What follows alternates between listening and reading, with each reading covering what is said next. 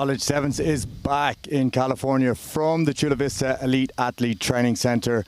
You're watching the West Coast Sevens on the Rugby Network. The Rugby Network, watch and enjoy Major League Rugby, Premiership Rugby, Under 23, Under 18s, and so much more on the Rugby Network. Go to therugbynetwork.com to sign up for your free account today. And a special thanks to our broadcast partners, TVX Video. TVX Video has been covering sports in Southern California and around the Southwest for nearly 20 years. They're committed to bringing you the best live, local and emerging sports. Visit tvxvideo.com and check them out on YouTube and, of course, Instagram.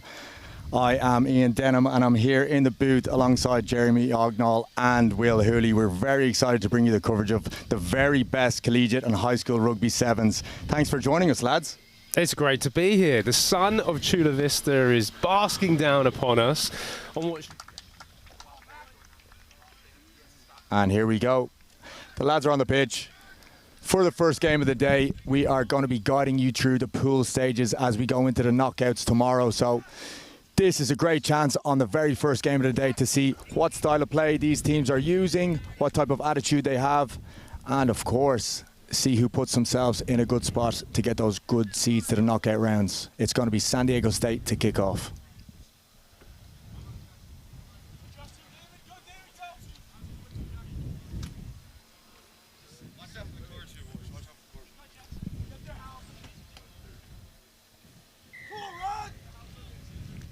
And here we are, lads, we're off for the day.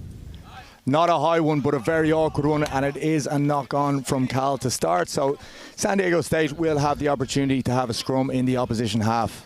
I think it's definitely worth saying, the viewers at home, we're looking on the screen, that sun is coming from the left-hand side, right in the eyes of the Cal Berkeley team. So straight away you can see off that kickoff, not easy to deal with, and now SDSU have a first attacking platform of this game.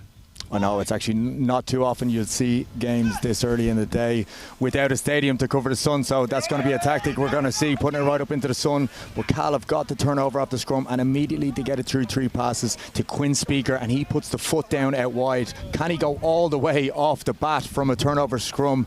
Yes, he can. That's San Diego native Quinn Speaker, a former San Diego Mustang.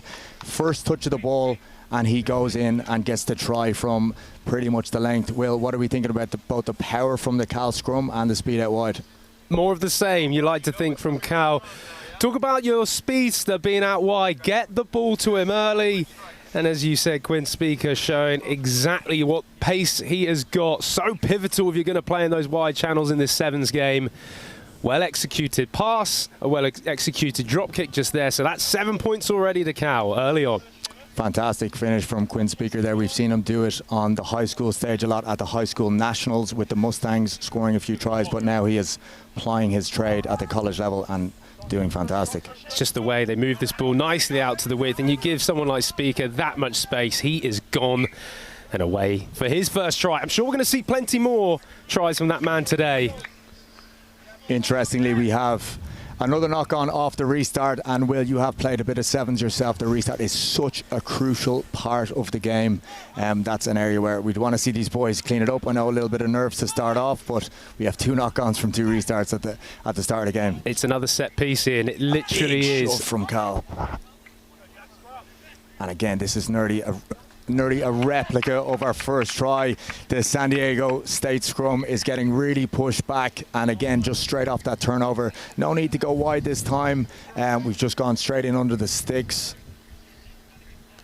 It's interesting seeing that from Cal. They were doing that 2 weeks ago as well. You don't see it a lot in sevens. Sevens scrums are usually a fairly even contest, but they definitely use it as a platform to attack, and they've done it twice and scored twice, so good on them. Yeah, it's certainly Cal using their big boys to get turnovers at the scrum there, and that's fly hot Jack Openshaw with the score right under the sticks. It's very hard when you're going backwards, and especially when you've only got a 3-man scrum, and straight away SDSU on the back foot. You can literally see they're defending going backwards. I mean, that's easy pickings for Cal. 14-0 already. Right, let's see if we can take this one. That's a drop again, but we don't have a knock-on, so we are straight into the game from a restart. San Diego State very close to their own line. Let's see if they possibly try and move it, or will they even try kick? Not something you see often in sevens, but maybe to relieve a bit of pressure they might. And again, unfortunately, just a little bit of pressure on their own goal line. It is a knock-on from San Diego State, and Cal will have another opportunity from a scrum. They scored their first 2 tries off that. Let's see if possibly they can go 3 tries up very early in stages in these games. You mentioned there, Ian, about how it's the morning, it's a little bit different, it's a little bit dewy, so the ball's going to have a little bit of slipperiness to it. But now Cal have another opportunity close to the line. And it's just a little bit of snipe right off the scrum. That's 3 tries from 3 scrums. We've gone wide once, we've gone to the 10 once, and we've just had a little bit of a snipe from scrum half. So Cal really asserting their dominance here, and it's a really good point from you, Will. Probably something you can't see on the TV cameras, but there is a very slippy surface here, so the ball is slippy. We have seen a few knock-ons already.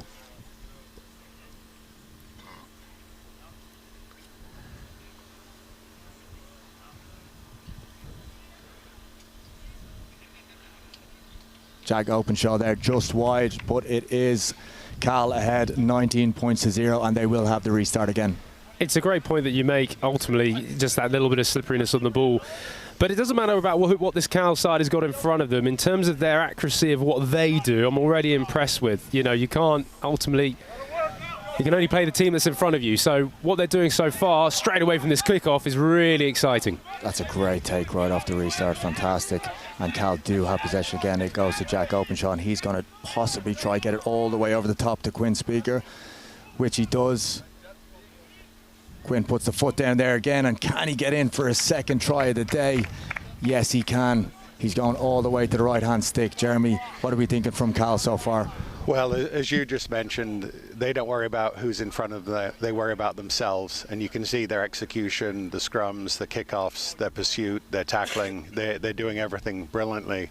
I'm a little concerned for the Aztecs. Body language is a little bit down. So Ryan Matthias will have an interesting conversation ahead of him in a couple of minutes when we hit the half. Yeah, and Will, we've seen dominance from Cal in a scrum and dominance from Cal on the restarts again. So both 2 set-piece moves. Is there anything from San Diego State now that they can try adjust in the game and manage to stay away from those areas? Honestly, for them, it's about clearing things up. So first and foremost, like this restart is about to happen, but that's just good play from Cal. Moving the ball to space, get it into your speedster's hands early.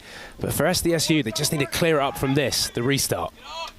Best restart of the day we've seen already. Jack Openshaw is getting them higher and higher, and again it's a take right off the top. It's our big man, number 3, Seamus Deely, and can he go in too? Yes, he can. Oh, he stopped just at the line, and we look to spread it wide. Are we going to see a hat-trick at the early stages? We are. That's a trio for Quinn Speaker on home soil. I'm sure he's stoked with that one.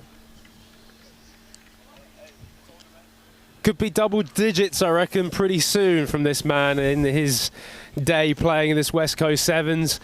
But I've got to hand it to Cal, just the way that they got the ball back off the restart, and then the movement was really clean, really executed well. As we've mentioned, this ball is not dry yet. It will get dry as the day goes on, but they still moved it very nicely to the edge.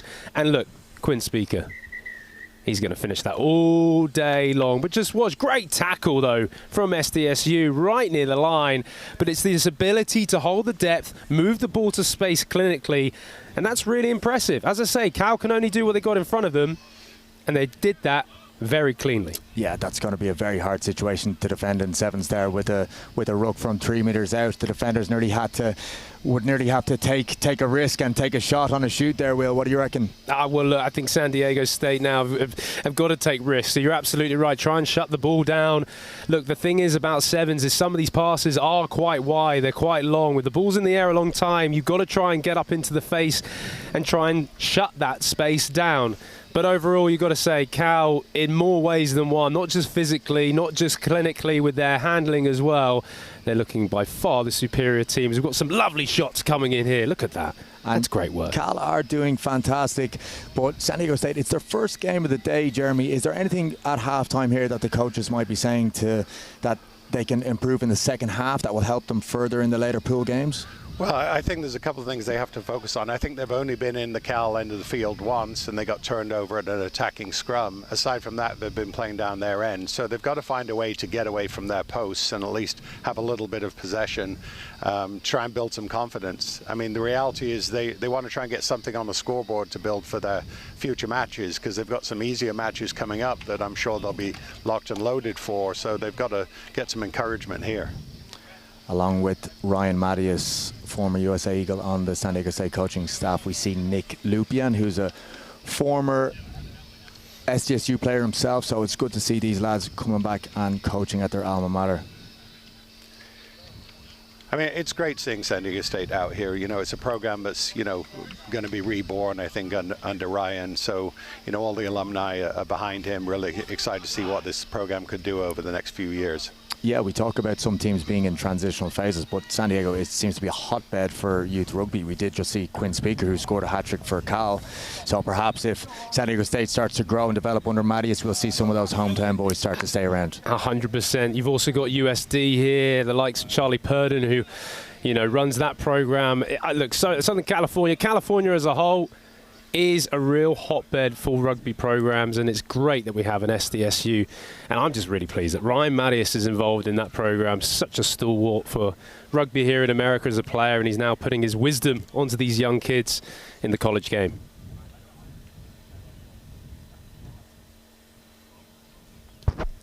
And we're off for the second half. It's number 4 this time, Mac Fell with the restart.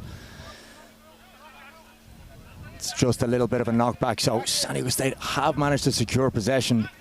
Again, we're in a very similar situation to the first half, where they have the ball in their own 22, but it is a turnover, and we are right back to that man, Quinn Speaker. He's got 4 for the day, already putting his hand up for Golden Boot winner or tournament MVP, but 4 in the first game is no small task. And that's a walk-in, Ian. That's an absolute walk-in for him as well. I'm sure today he won't get too many more easier ones, but it was clinical, great defence, great turnover from Cal, showing they can do it both sides of the ball. It's looking pretty ominous, unfortunately, again in this second half. And that's Jack Openshaw, just puts that one wide on the post, where so many of these Sevens boys practice their conversions. Yeah, look at the way, just straight over the ball there from Cal. I mean, that's really clinical from Mac Fell. I mean, to get over, get a turnover. The thing is, in Sevens, the breakdowns are so exposed. It's one-on-one territory. You can win that battle. You get turnover ball like that, which is brilliant. Really good effort from the big man, Seamus Deedy, trying to get up for that, for the tap back, but it will be a throw in, a line out to San Diego State. It's actually, is this the first line out that we've seen of the day? I think it is, which is always going to be interesting what happens. It could go anywhere.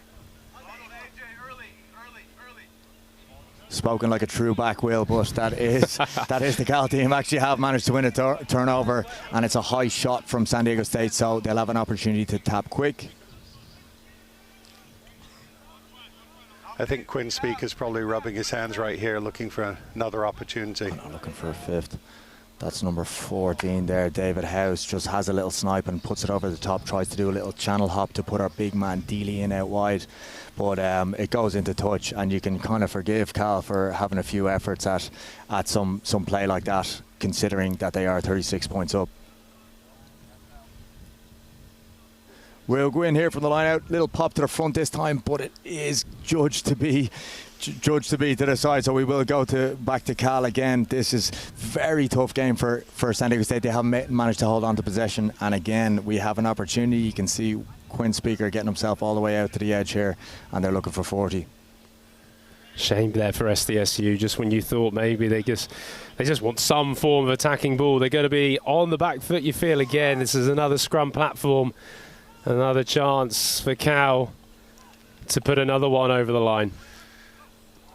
If I was in Vegas, I'd definitely be putting money on Quinn Speaker getting the ball soon. Well, we've had a knock on at the Cal scrum there, so you've lost your money, Jeremy. But we are with San Diego State, and they have possession in their own 22. And listen, it's been a set-piece game for San Diego State. They haven't managed to win line-out scrums and restarts, but these are fixable things. So hopefully, if we see them just with the ball in hand for a few phases, we can see a little bit more from this San Diego State 2 team. Yeah, we just want to see them get their hands on the ball, get into some open space, but again, the shunt comes on from Cal, but get it away.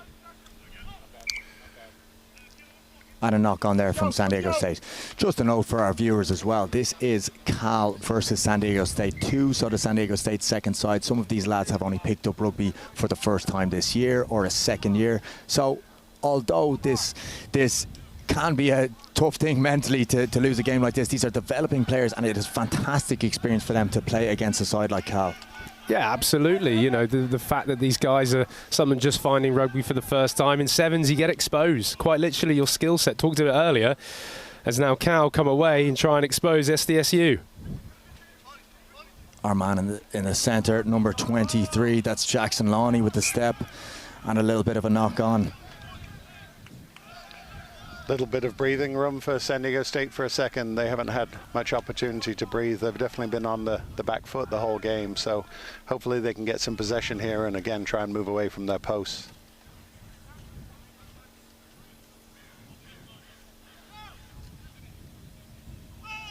We'll pack down again, and San Diego State have put 3 of their players out to the right hand side. Cal again put the shunt on, and they managed to win a turnover, and that is number 16, Jack Openshaw, who's our fly half, just jumped into scrum half, and he's managed to get himself a try on the board. As he then now lines up to try and make it 7 points to himself. Very simple pickings for the young man. And that's a lovely drop goal as well. One of the hardest skills, in my opinion, in rugby, a drop kick. I'm sure many forwards will tell me different, but I'm telling you now. I'm sure Jeremy's got a few good drop kicks in the bag in the day. In my day, which was many, many moons ago. All right, although it is a high-scoring game to Cal, we have a few more moments of action, and these are times where San Diego State could possibly win himself a restart, win a line-out, win a scrum, and really kind of steady the ship for the next few games. What do you reckon, Will? Yeah, I just want to see these guys try and express themselves with obviously ball in hand. Unfortunately, at the moment, just the pressure they're coming on at set piece, or that's coming on to them. If I was there, look, try and get this ball in and out the scrum as soon as possible. Get it into the back line. Get them attacking, feet going. As there, the pressure comes on again from Cal. That's Jack Dealey with the turnover there. Pushed it out wide, and we've shrugged off one, and we are going to go again just to the left of the sticks. That is, I think, our number 6 there, is it? It's our big man anyway, number 6. That is Michael De Beer, a centre. They have a few big lads in the pack. Like, it's no wonder that they're pushing these guys on the scrum. It looks like they have a few pounds on them. And is that kind of a game model for Cal, or an ethos for Cal, that they've always had a strong forward pack? I think ultimately, yeah. I mean, you got to also remember that this is a really good program. As mentioned before, Cal, they get their athletes really in great condition, as that looks like it's just going to slip wide. And the game finishes off. But yes, physically dominant from Cal, but also on a rugby front as well. Very clinical coming away. 48 points to nothing. It's a good start from Cal Berkeley.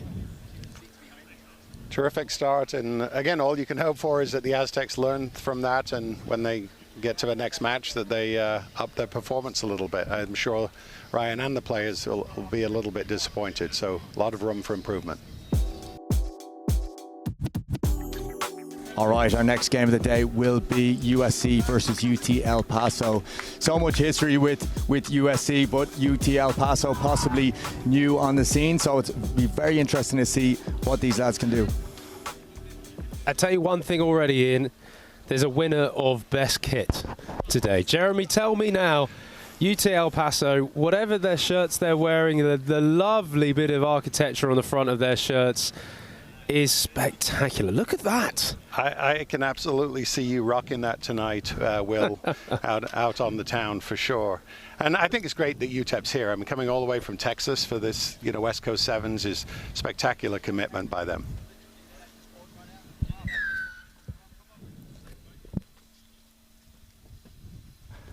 And the kickoff is a low one from USC. You can actually even see that UTEP have a single man pod there ready for a lift. So they look like they're very cognizant that the restart is a very important part of the game. We do have another knock on, but it's already good signs that they're forming up and shaping up well.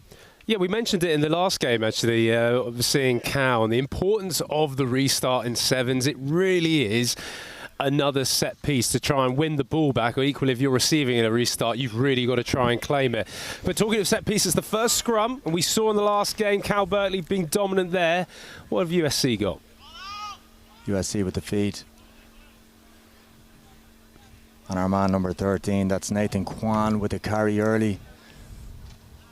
But we have a knock on in contact, and again from UTEP, so we will scrum it down again. A little bit of nerves here from the first few teams, and as you said, little bit of moisture there in the pitch. So maybe it's not a time where we're getting it out wide. Maybe we could see a couple of aggressive carries from these teams. I think you're definitely right there. I think early doors, people are probably just finding themselves out on this day ahead.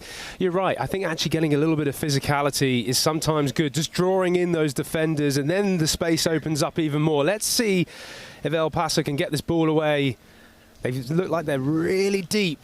I'm sure they'll look to try and get it wide though as well. But I'll be wanting to see a little bit of physicality early doors just to get them into the game. Yeah, we have Jacob DeWeese here with the put in, but it is going to be a free kick. So our backs, who were previously deep, have flattened up, and let's see what they do here right off the bat. Looks like they are going to carry.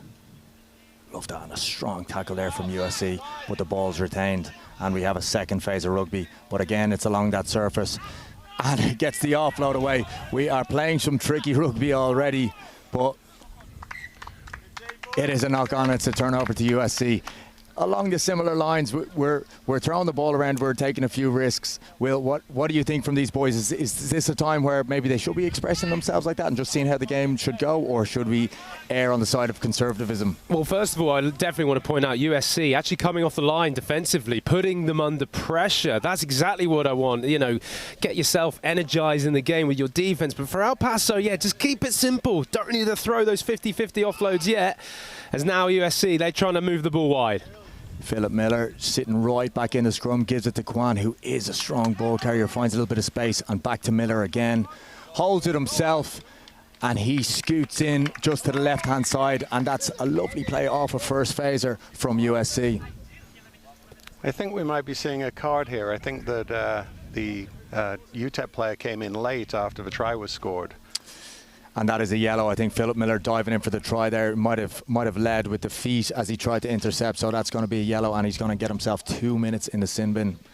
So USC are going to be playing against and kicking off to 6 players. A great opportunity for them to put some more points on the board. Well, it's hard enough defending with 7 players. Now you've got to defend with 6 across a full-size rugby field. Not good for El Paso, but really nifty bit of footwork there by the USC 9. Really impressive by Miller. Really, in terms of that first receiver, or should I say ultimately the scrum half role, you got to try and interest defenders. He looks like a little live wire around that fringe. Good work from him. Not the successful conversion, but nonetheless, 5 points on the ball by USC. What I will say is coaches will just be annoyed by that all day long. A player coming in, making a poor decision, going on a guy late, you're already under pressure, and now you're down, as you said, 6 men for 2 minutes. Just got to be more intelligent about what you're doing out there. And UTEP are going to have to adjust their formation for reception as well. But it is taken.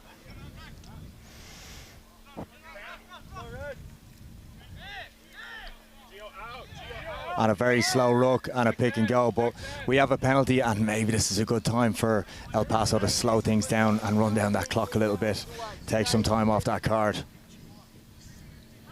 Interesting that they're going to get a little bit of territory up the field if they make touch though, which they do. It's a good kick there from El Paso, and they'll get the throw in at this line out, and now a chance for them to see what they can throw at USC inside their half. Nice little adjustment there from UTEP. They're just going with the 2-man lift at the line out. USC, of course, though. Obviously not 10, so penalty to UTEP. And here we go. 6-man UTEP are looking to get themselves a couple of points. It's a high shot and a high carry, possibly led with the elbow there. So maybe are we going to see a little bit more discipline for the UTEP side, or was it a high hit? Let's have a look at the replay here. Physically came in hard there from El Paso. Jacob DeWeese with the tackle, with the carry. And to be honest, for USC. Oh, nice step. And there you go. Just as I was talking there, they go with a quick tap and they're underneath the post. So we're 6 on 6 now, gents. And in the end, El Paso making good work of it.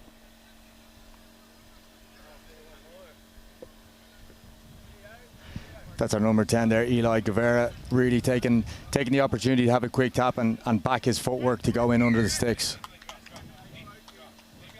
We're 6 on 6 here, lads. It's a fantastic game. It is just the way, just a quick tap. Oh, lovely step. Look at that, straight off the left.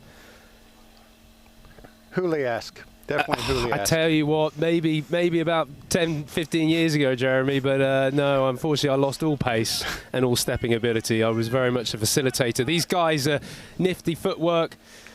Not so nifty, though, from that restart there, as we then come back for a free kick. So USC will have a tap.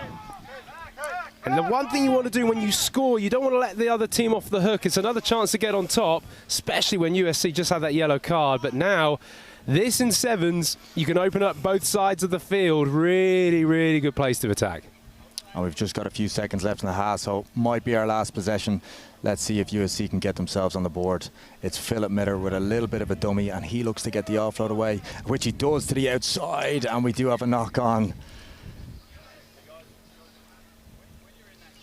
Shame, real shame. The way that Miller just sort of glided across the field, a little bit of a sort of a play maybe that they had been practicing, bringing someone down a hard line, trying to hold defenders, and in the end, just that offload not quite going to hand. But I've already been impressed by USC's Miller. Just looks like a little live wire, looks a proper scrum half, and bringing that sort of know-how in that position to this sevens game today.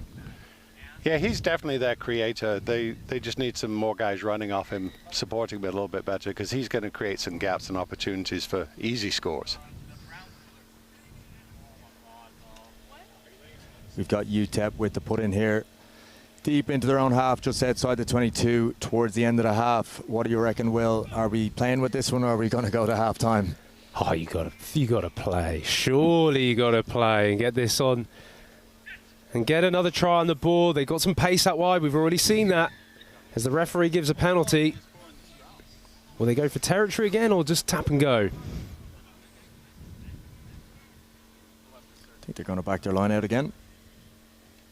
As we go to touch just over the halfway line. And it will be a line out to UTEP just as we round out the half. Let's see if they can get a score on the board. Always important just before the half, just to get that last one over, take yourself with the positivity going into half-time. As the referee brings, now we are back to 7 on 7 for both teams. So here we go. Can El Paso make use of this platform? Not much of a gap there in the line out. We've got our two pods right up at the front, so it's a battle and a tap back from USC. It is a knock-on for UTEP, and it is going to be half-time. Very close battle again. Plenty of knock-ons, like we did see in the first game, not from Cal, but from that SDSU 2 side. So a little bit of nervousness, but along with those knock-ons, we've seen some great footwork and we've seen some great offloads and skills as well. What's nice as well is we have a contest. You know, obviously the first match really wasn't much of a contest, but now we've got two fairly evenly matched teams who are going at it. So looking forward to what the last 7 minutes can hold in store for both of them.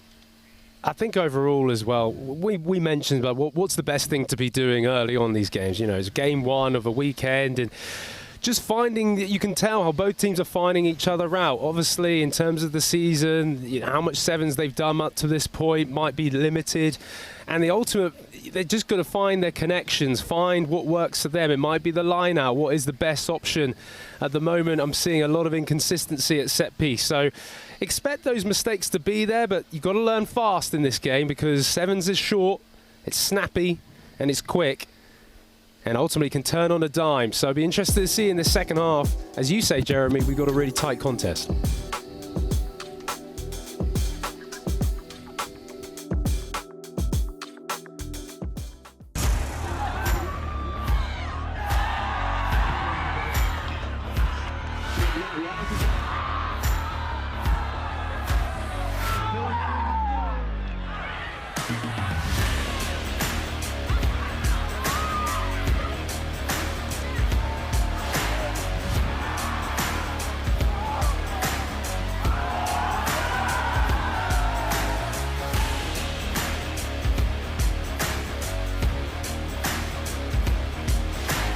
Welcome to the College Rugby Show. This is going to be home for all hot takes, highlights, rankings, hot topics, all things college rugby. They could be pushing into that 2, possibly number 1 spot. This for me is one player to watch out for. We will be back on your airways very soon.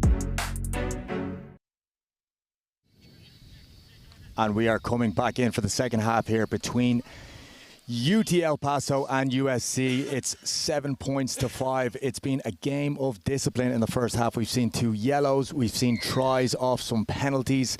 Which one of these teams can hold on to the ball and hold on to their discipline and get the win in this first pool match? Great take there from USC, and they retain possession. And first it'll touch the ball in the second half for Philip Miller, and he looks to spread it wide.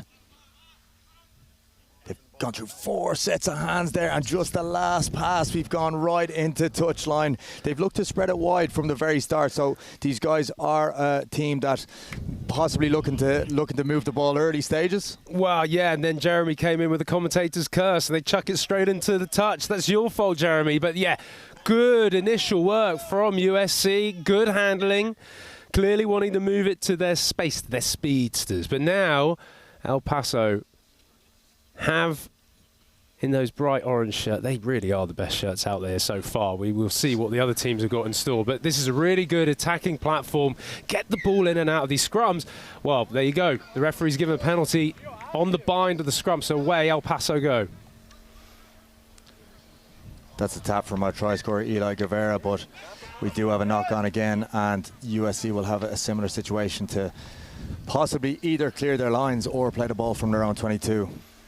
Yeah, well, you said something in the last game. I think I did as well. These teams have really just got to focus on catch-pass. They just don't have that down as a skill, and it's hard to execute anything else if you can't play the catch-pass game.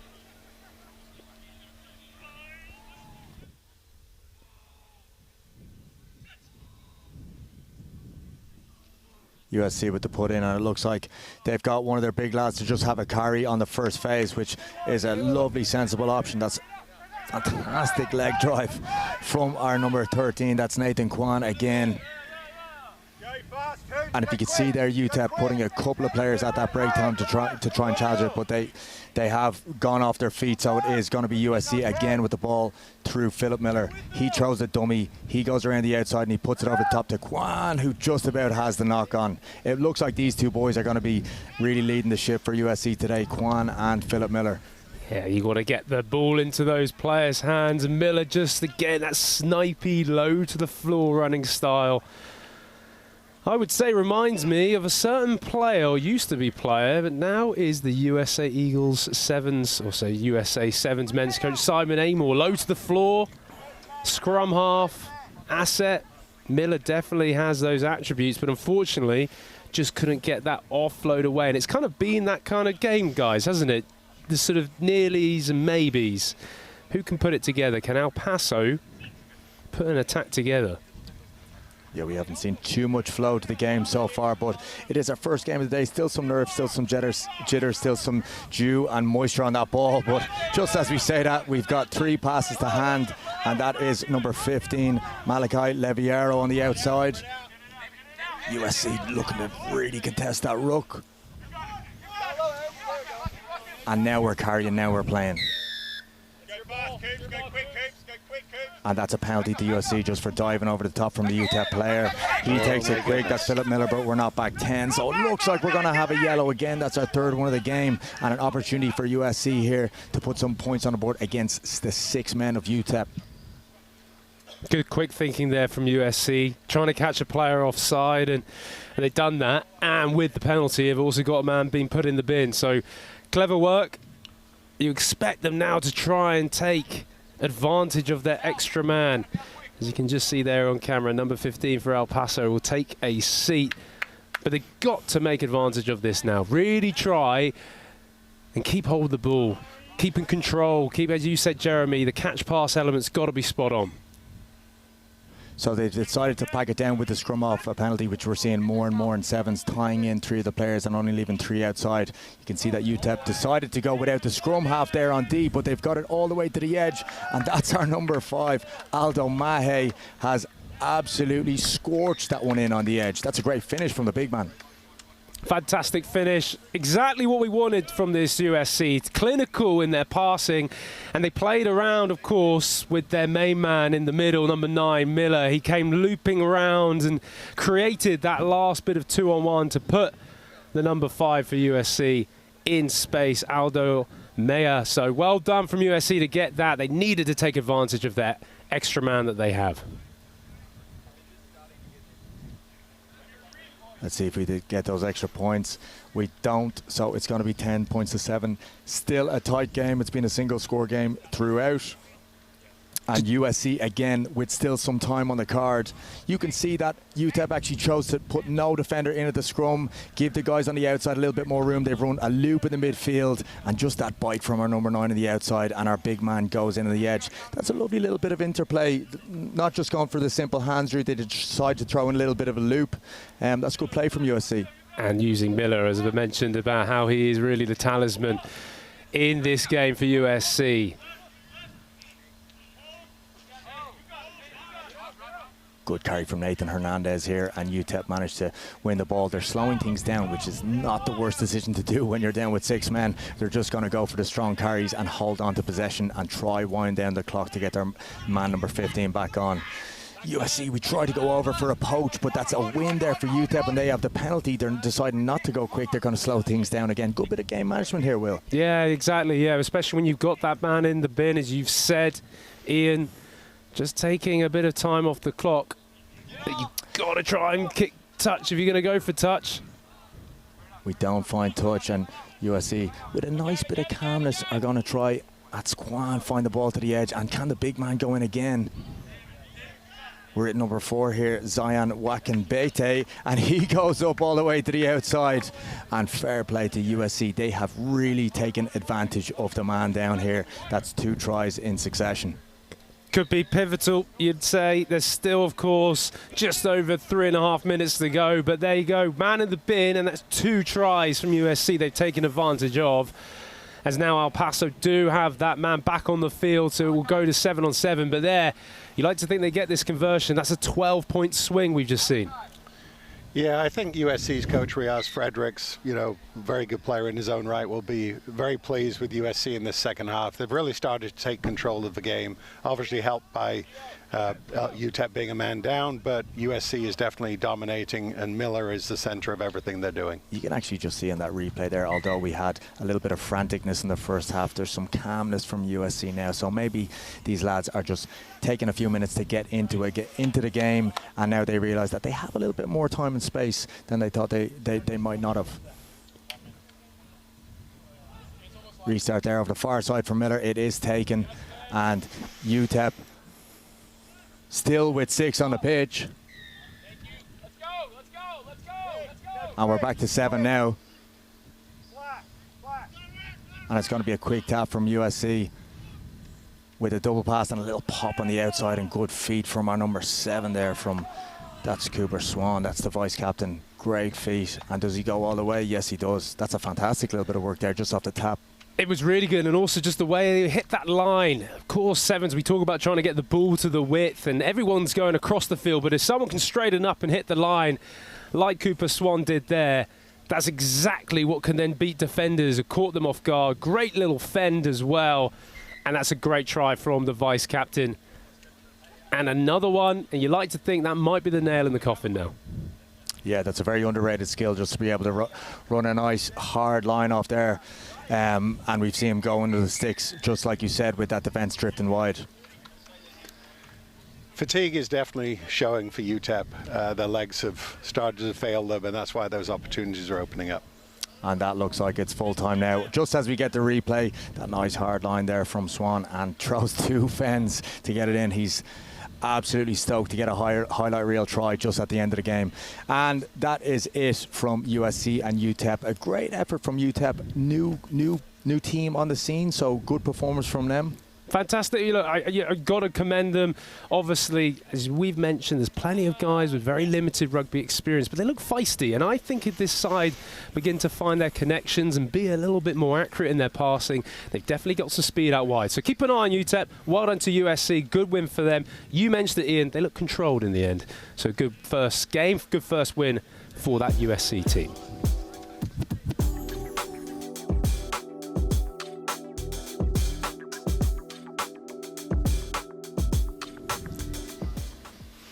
Right, next game up, we've got 2 of the big hitters. We've got San Diego State, which is their first team against UCLA, one of the more iconic colleges on the USA sports scene.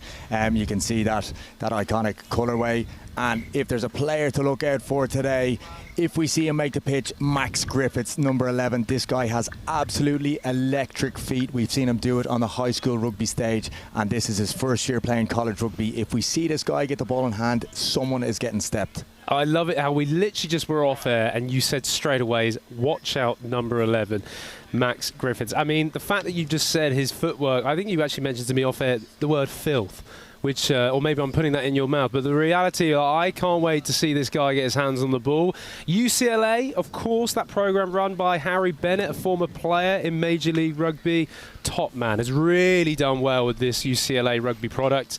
Was actually up there, what was it, last year, their 15s team took on Oxford University, and I was really impressed. So, again, excellent work from Harry Bennett in the system. I'm excited to see now how this 7 side comes on. I'm also excited to see how SDSU, this is their number 1 team. Ryan Mattis, we mentioned earlier, so we're expecting maybe a better showing from an SDSU team. Yeah, quick thing as well. You mentioned Harry Bennett. I think we should do a shout out to him and his wife. They just had a baby in last week and a half, I believe. So Harry, congratulations. Glad you're looking after the missus and the baby. And that's fantastic. And Will, as we see players like Harry Bennett and Ryan Mattias go from playing into coaching, surely that's the type of intellect that we need going forward to push forward the youth of America. 100%. Look, I honestly believe, maybe I'm biased in my generation, the likes of Ryan Mattias, the likes of Harry Bennett, like these guys are gold dust. The wisdom that they can give this young team as SDSU, I'm sure Ryan Mattias will be proud of that, as now they're on the attack. Right on the attack here, taking it from the restart, and it's our big number 5 with a carry. These guys certainly look up for it. This is a different level now with this game. We can see the intensity a lot different from the last 2. Lovely little bit of calmness there from our San Diego State number 8. Colin Albert just has what you would call a traditional pull-out, taken away from contact, but UCLA managed to win the poach on the deck. And again, opting not for that last pass, so we can see a little bit more game management from these 2 teams here. In their own 22, UCLA, a little bit of footwork and a carry and a bump. That's great work and physicality from our number 6 there. That's Blake Allen. What just doesn't go to hand, and it's a knock on, but our number 9 tries a little stab through. Already at the start of this, we have a knock on and we have a scrum to UCLA, but you can see both the intent from both sides and possibly just the skill level and game management up a little bit from the last pool game. Yeah, I think as well, just the know-how of playing 7s already, looking at the pullback, playing it to an edge, pulling it back, resetting. Those are all very much 7 mentalities that you need to put in place in a good team. But this is another, look, I'm looking at this UCLA team, I'm looking at them and thinking they're quite big lads. So we should see what happens in this scrum. SDSU, great attacking midfield platform to put their ascendancy on UCLA. And you can already see, just even setup-wise in comparison to the other teams, we've got a 10 right in behind in the pocket there in Anthony Bonilla, and the other 2 lads are wingers. Our number 6 here, Blake Allen, on this side. They've really stretched the width of the field, which is going to stretch that UCLA defence. And we decide to go to Bonilla on the right-hand side. He carries, and he's going to carry himself. Sensible, strong rugby with the roll. Ref doesn't award a penalty. We've seen that in recent times, but San Diego State have regained possession and a knock-on again. Good first carry from Vanilla. We tried to go back across the pitch, but we've had the knock, and it's going to be UCLA now. Yeah, a little bit of jitters, I think, on both sides. The Aztecs will be happy with their start, happy playing down at the UCLA end. Just hold on to the ball, be a little bit calmer in possession, and I think some opportunities will open up for them. There's plenty of threats across the board, though. You can just tell in what these two teams have got. I really want to see UCLA get their hands on the ball, especially now as they come away. I want to get it into Josh Cox's hands, not quite, but they keep hold of it on the width. And it looks like it's going to be another knock-on from, and I'll tell you this, Will, from someone who's played in England as well, territory-based football, San Diego State would nearly tell himself, we'll live down here all day. 100%. I mean, look, if you're going to just mount some pressure in the right areas of the field.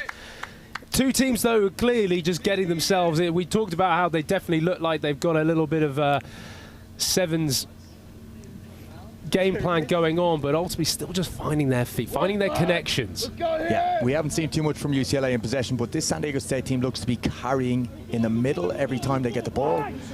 But this time we're going to go out wide. What can our man on the edge do? Throws on a little bit of footwork, a little bit of a stop-start, puts the left-handed fend, and great.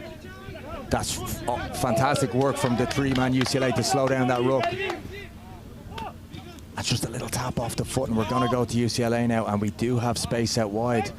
A nice little straighten there from our number 2, Vincent Alue, and he's going all the way. That's a smart little bit of play off that turnover, and you can see from UCLA they actually committed 2 or 3 lads to really slow down that tackle and compete at the breakdown, which led to a little bit of a stray pass, and they've scored off that turnover. It was really good defensive work actually by number 6 from UCLA, Blake Allen. He just mirrored the attacking winger of SDSU, but it was a poor pass from SDSU in the end that gave them the turnover to UCLA, and they just exploited it so well, going pretty much the length of the field, and that unfortunately has just gone wide. So in the end, 5-0, UCLA making use of that counter-attack. I wonder, are we going to see some similarities here between UCLA and Cal, two of the what would be traditionally stronger teams? They seem to have physically stronger players both on the set piece and in the tackle. Yeah, we saw UCLA 2 weeks ago up at Claremont, and Vince Alue, who just scored, was one of their better players. So yeah, I think UCLA shows what they're capable of. They haven't had any possession. First time they really do, they score. Restart there from UCLA. It is taken from San Diego State. And we're going to have a little chip through, try to get out of their own zone. That is recovered, and a great left foot step there from UCLA. And they once again have the ball in the San Diego State half. Opportunity to counter ruck is not taken, and it's our number 3 there from UCLA, Nico Corteses, who has the carry, and they've split the middle of the pitch now. 3 phases in now. Let's see what this UCLA team can do. That's Dayan Joyce with the right foot step. Pulls back a little bit, and we're going to go all the way to the edge. Yeah, they need to hit the edge a little bit more, and as we say that, wow, very impressive step inside. That's good from Blake Allen there. A little bit of space on the outside, shows a right-footed step and the strength to beat a tackler as well and go through. Good play from UCLA. Really nice, and the one thing I see as a difference between these two sides right now is when UCLA gets an opportunity, they seem to be striking hard and very, very fast, and the Aztecs seem to be finding they're grinding through the gears a bit more, so they need to open up their game to get back into it. Still got a minute left in this first half. And the conversion is good this time. It's going to be 12-0. Just as we watch the replay here, we had ball go to Dayan Joyce, in and out, but he still manages to get the ball away. And we can see Blake Allen on the outside. He's done fantastically well. A little bit of a lack of an inside hunt there from San Diego State, possibly to get that tackle, but you cannot take that away from Blake Allen. That's a great finish. High one here from UCLA, and the tap back, that is fantastic from Logan Turner. Very clever. Couldn't quite chase it down. Very clever kick through, though. Just a little tap through, and it is put down from San Diego State. Does he need to confer? No, he doesn't. So it is going to be a scrum. It looks like it might have came off a San Diego State player into the 22 and tapped back by San Diego State. So UCLA will have a 5-meter scrum. Let's see how they set up here on this. Well, Ian, they've got to be licking their lips at this one. You know, 5 meters from the line, probably the first receiver behind the scrum, can go either way. Beautiful opportunity for a score. Yeah, such a difficult one to defend unless they put a push in the scrum or have possibly take a risk and a shoot from a back here, which they haven't. They've sat off and they've give Joyce a little bit of a space, but that's a good tackle as well, and we stay 5 meters out. You can hear the up calls from the San Diego State coaches there, trying to get them up off the line to put a pressure on these UCLA boys. They can't let them hold on to the ball for too many phases, or we're going to see this big man with the, offload back to the inside.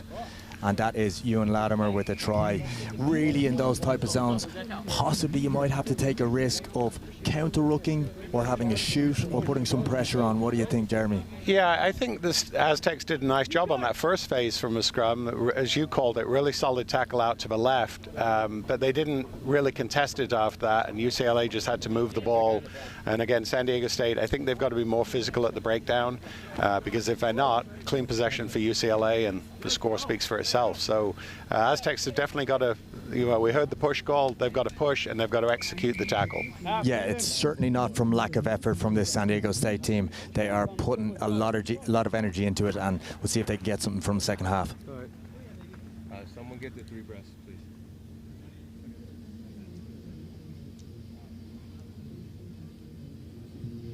Come on, boy.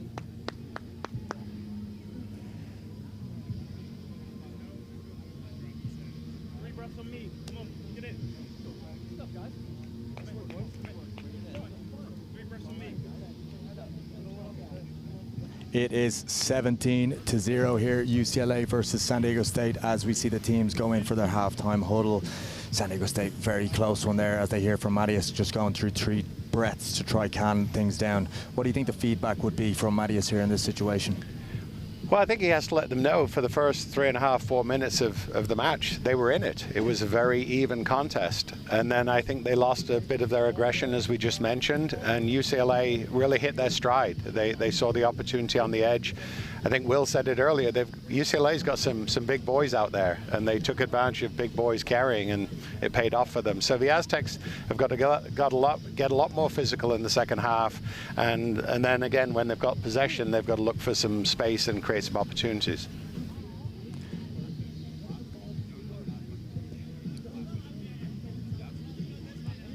And at halftime here, we're going to go over to our boy Will Hooley, who has USA legend MLR player Nick Boyer. Let's hear what we have from our boy. Thanks, Ian. Yeah, I've got out the commentary booth and I managed to get a little bit of pitch side with my good pal here. Of course, San Diego Legionnaire, USA Eagle, and a former Cal Bear as well. Those boys have just played a really solid performance. But how good is Nick? You've played in this tournament before. Like, ultimately, how good is this for the growth of American rugby? Yeah, this was great. This was a mainstay of my fall season in college, and so, you know, when I was playing in Berkeley, it was strictly 7s in the fall, and to have this tournament be available for 2 fixtures was amazing. Great competition, a lot of fun, and really helped me progress on my journey. What is it about Jack Clark that he's been in this role for so long and he's produced so many Eagles that have come through Cal, of course, one being yourself. What is it about that program that is so good? Yeah, Jack's great. He's really good at choosing a vision and sticking with it. But I think probably the main strength Jack has is he builds the man, not just the player. And I think that's why you see a lot of guys coming out of Berkeley being successful on the rugby field and off it as well. Now, of course, it's not just Cal who you know plenty of these other teams out here, USD, Charlie Purdon in control of them, Harry Bennett, who's in control of this UCLA team as well. How good is it that these guys are going up against each other?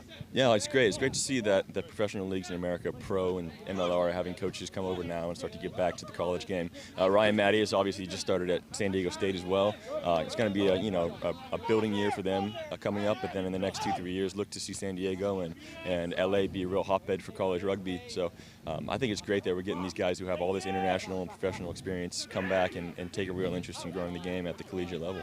Last question, how's the body in the off-season? Preparing, ready for another MLR year? Yeah, it's good. It's good. Taking some time off right now, doing a bit of surfing, a bit of volleyball, but I'll get back to the rugby training soon. So No, it is all about balance.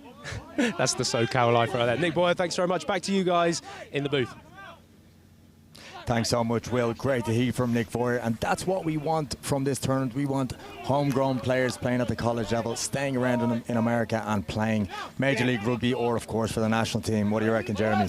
No, spectacular. It was really nice of Nick to spend some time chatting with us today. As Will said, you know, he was a great player at Cal, has just grown from there. And again, the more we have the Nick Boyers, the Ryan Mattiases, the Harry Bennetts of the world around collegiate rugby, it just makes us better. And just as we get back to the action on the pitch, it's been a blockbuster end-to-end start here between San Diego State and UCLA. It is 17 points to 0 UCLA, but this San Diego State team has some fight in them. It's Dayan Joyce here on the outside trying to extend that lead, puts the foot down, has a left-footed step and a double fend. Can he go all the way with that? He can't. The San Diego State players have done well there. God, that lad has some good feet. Loose pass, but skip pass worked out. Still got possession, only a few meters from the line, so great opportunity for more on the board here as they move it left. And that's back there to Joyce. And we're going to go in just to the left-hand side there. Looks like a danger man on the left-hand side there, Jeremy. What do you reckon? Yeah, danger man, big man, wouldn't want to tackle him one-on-one too often. But everything that UCLA did in that phase, from the turnover at midfield all the way to scoring in the left-hand side, was just impressive sevens, very smooth, great execution. And again there, Joyce, another San Diego native, so we're seeing plenty of them out there on home soil scoring tries here. Yeah, it's interesting as well, Ian. You at the beginning of the broadcast said you're San Diego native. It doesn't sound like a San Diego accent. Maybe you could tell us where it's from. Just a regional one, roundabout by San Diego. Like there's some certain pockets of San Diego where the accent tends to shift a little bit. So yeah, you'll have to find them, Jeremy. I'll be looking.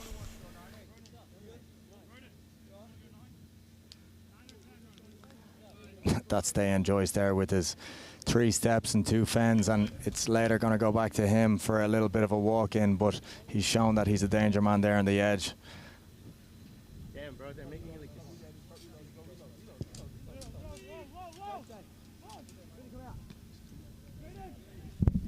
this. Restart from UCLA is tap back.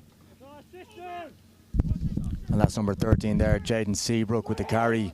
And again, we have our first try scorer of the day. Vincent Alue spreads it out wide. And this UCLA side are coming into their own now. It's Alue, takes around on the outside, manages to get away from one. And the carry, he holds onto it himself. And Joyce finds himself in the middle of the pitch this time, given a wide pill. That's our big number 1 there, Logan Turner with the push off.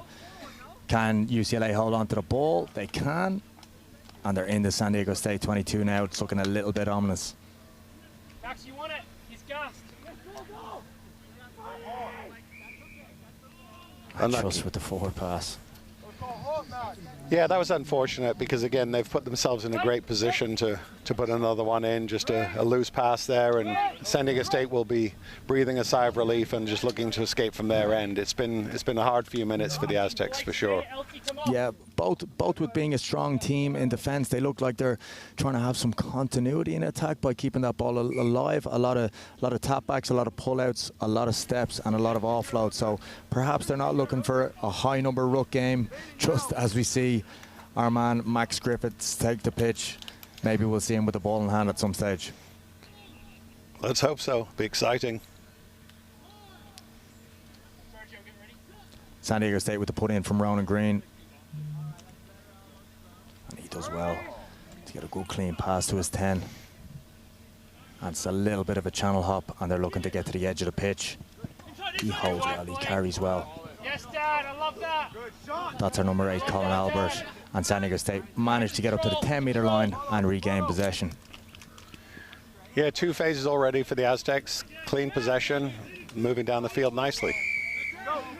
Michael Woolery with the carry, and that's a penalty. And they're going to go quick again, and they're up to the halfway line with the knock-on. They've had 3 decent phases there. It's just that last pass. Quick line out. Quick line out, it's in the hands of Joyce, and we go wide to the new man just off the bench, Seabrook, and he smokes in on the outside, and we're going to have another score for UCLA. Yeah, once again, UCLA is just, I think, building into the match, and now they're starting to show what they're really capable of, and the Aztecs, unfortunately, don't seem to have the weapons to be able to counter it. So, few minutes left, but I would definitely say UCLA will be happy with their growth.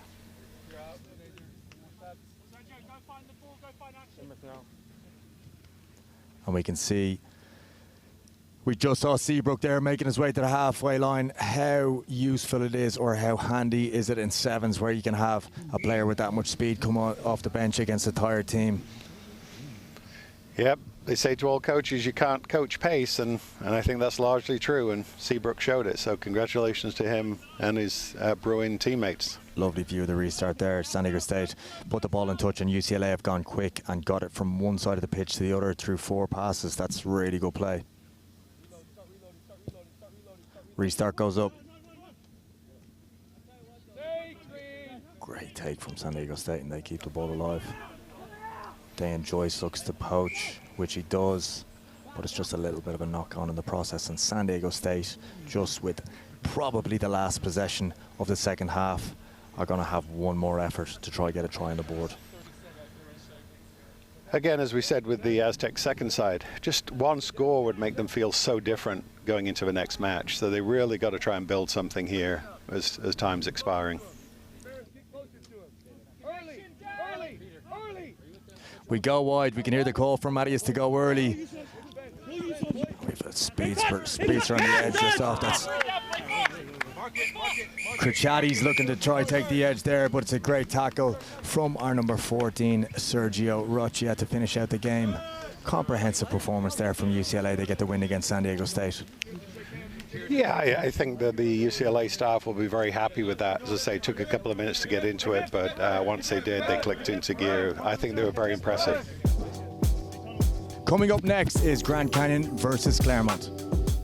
Welcome back. We are here, of course, at Chula Vista, the Olympic Training Center. Been joining us throughout the morning in the West Coast, and it might be, of course, the afternoon on the East Coast. We've got GCU Grand Canyon taking on Claremont. Don't be fooled by the color clash. GCU in that purple, Claremont in that blue. Claremont on the attack at the moment as they move it wide into space in sevens. We've been talking about it all day, Ian, about being clinical, and not quite clinical there from Claremont. Yeah, we've seen it from most of the teams today. That first possession, we're having a couple of knock-ons, and we're no different here today. But as we've seen in the other games, teams have managed to relax into it. The jitters have gone away. They've held onto the ball well, and we've seen some fantastic tries. So hopefully we'll see this again in the GCU Claremont game. Well, Lewis Case puts the ball in then for GCU. First scrum attack for them in the middle of the field. Do they get the ball back? Claremont just doing enough. They come away with it as a lovely little lifty bit of offloading work out the back with number 7 now on the ball.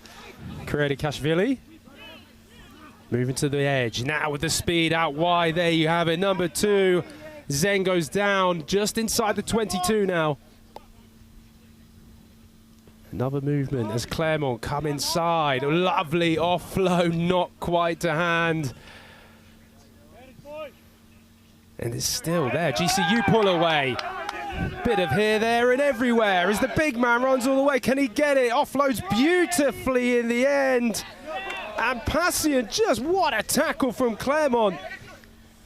This might be the game of the tournament so far. The ball has not stopped being in play. This is absolutely end-to-end stuff. We thought we were going to see the big man from GCU go the whole way, but it's Kashvili there. He's had a few carries early. He steps off the right. He's probably Jeremy one we're going to see throughout the rest of the tournament. Oh, yeah, Mate Kashvili, graduate student, and just joined the program this year. He was actually on the all-tournament team 2 weeks ago from Claremont. Very skilled, very physical, and he's going to cause GCU some problems if they allow him to. Causing some problems indeed. In fact, problem for GCU already is a man has gone to the bin, so they are down to 6 as Claremont have an attacking scrum just inside their own half. And Ian, what excites you? We're already seeing Kashvili get his hands on the ball, but Claremont seem to be pretty feisty in their attack. Yeah, they're moving the ball well. I'll tell you what, after a bit of end-to-end play, 200-meter sprints, get yourself a yellow card and a rest. That used to be a Jeremy Ognall play. Anytime he was tired, he'd just get himself a yellow, give himself a 10-minute rest. But yes, to answer your question, this Claremont team is coming with, we've seen 2 out-the-back passes, a few very good right-footed steps from our big man. So this team looked dangerous. Yeah. Turnover, sorry, they literally jumped in there straight away. Jeremy, you were going to say something on the Claremont side. Yeah, no, I was saying they've shown, good ability in attack again. One loose pass, looked as though they could be going in. And there's a missed tackle, which, again, in sevens is going to bite you all day long. Looks like number 10 from GCU's going in untouched. There you have it. Luke Neely just making it look very easy as he goes in under the sticks. So just like that, even with the man in the bin, GCU have the first try of this game. Number 10 being Luke Neely, the junior from Colorado Springs. Good try. A bit against the run of play, you might say, maybe, Ian.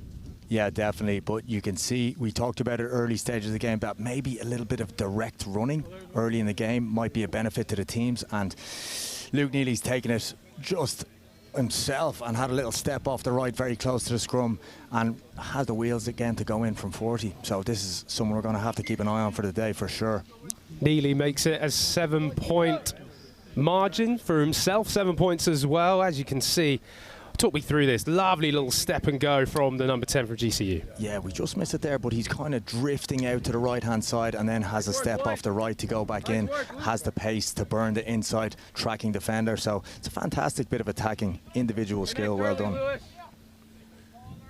Yeah, Claremont will be looking to gain some possession here on this kick and try and get downfield again. Lovely high hanging restart from GCU has put Claremont under pressure. That's third out the back offload of the day from this Claremont side. Now, Kielikashvili, we have seen what he's done already. That's lovely little step in the offload, but not to hand. As now GCU come away with it. And the ball hits the floor. Just now gathering, people taking their breath. As a breakdown now comes to GCU. Claremont player trying to roll out the way. And just remember, this GCU team are down in numbers, so they will take that. They're winding this down. As you say, the yellow card is now just coming back onto the field. That is number 12, Jackson Gray.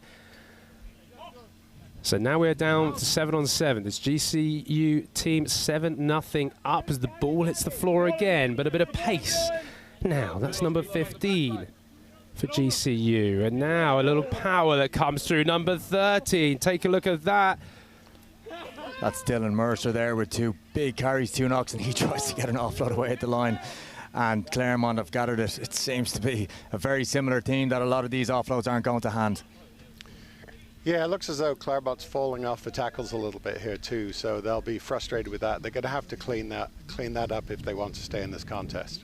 Of course, we've seen two broken tackles there from our big man on the far side, but just from yourself, Jeremy, it looks like a lot of the times they're going for that first phase offload. I know they're very excited. It looks like they have the talented group out there, but is there anything to be said for holding onto the ball for a little bit more, maybe tiring out this GCU defence? No, absolutely. I think the other thing that I'd see is they need to support Kielikashvili more. He's making some nice, half breaks and needs someone running off his shoulder to try and finish it, and they're not supporting him effectively. Now GCU have this scrum that they pick to the blind side, and it's another one for Luke Neely in the corner. Simple little 2-on-1 down the blind. Really clever play from GCU.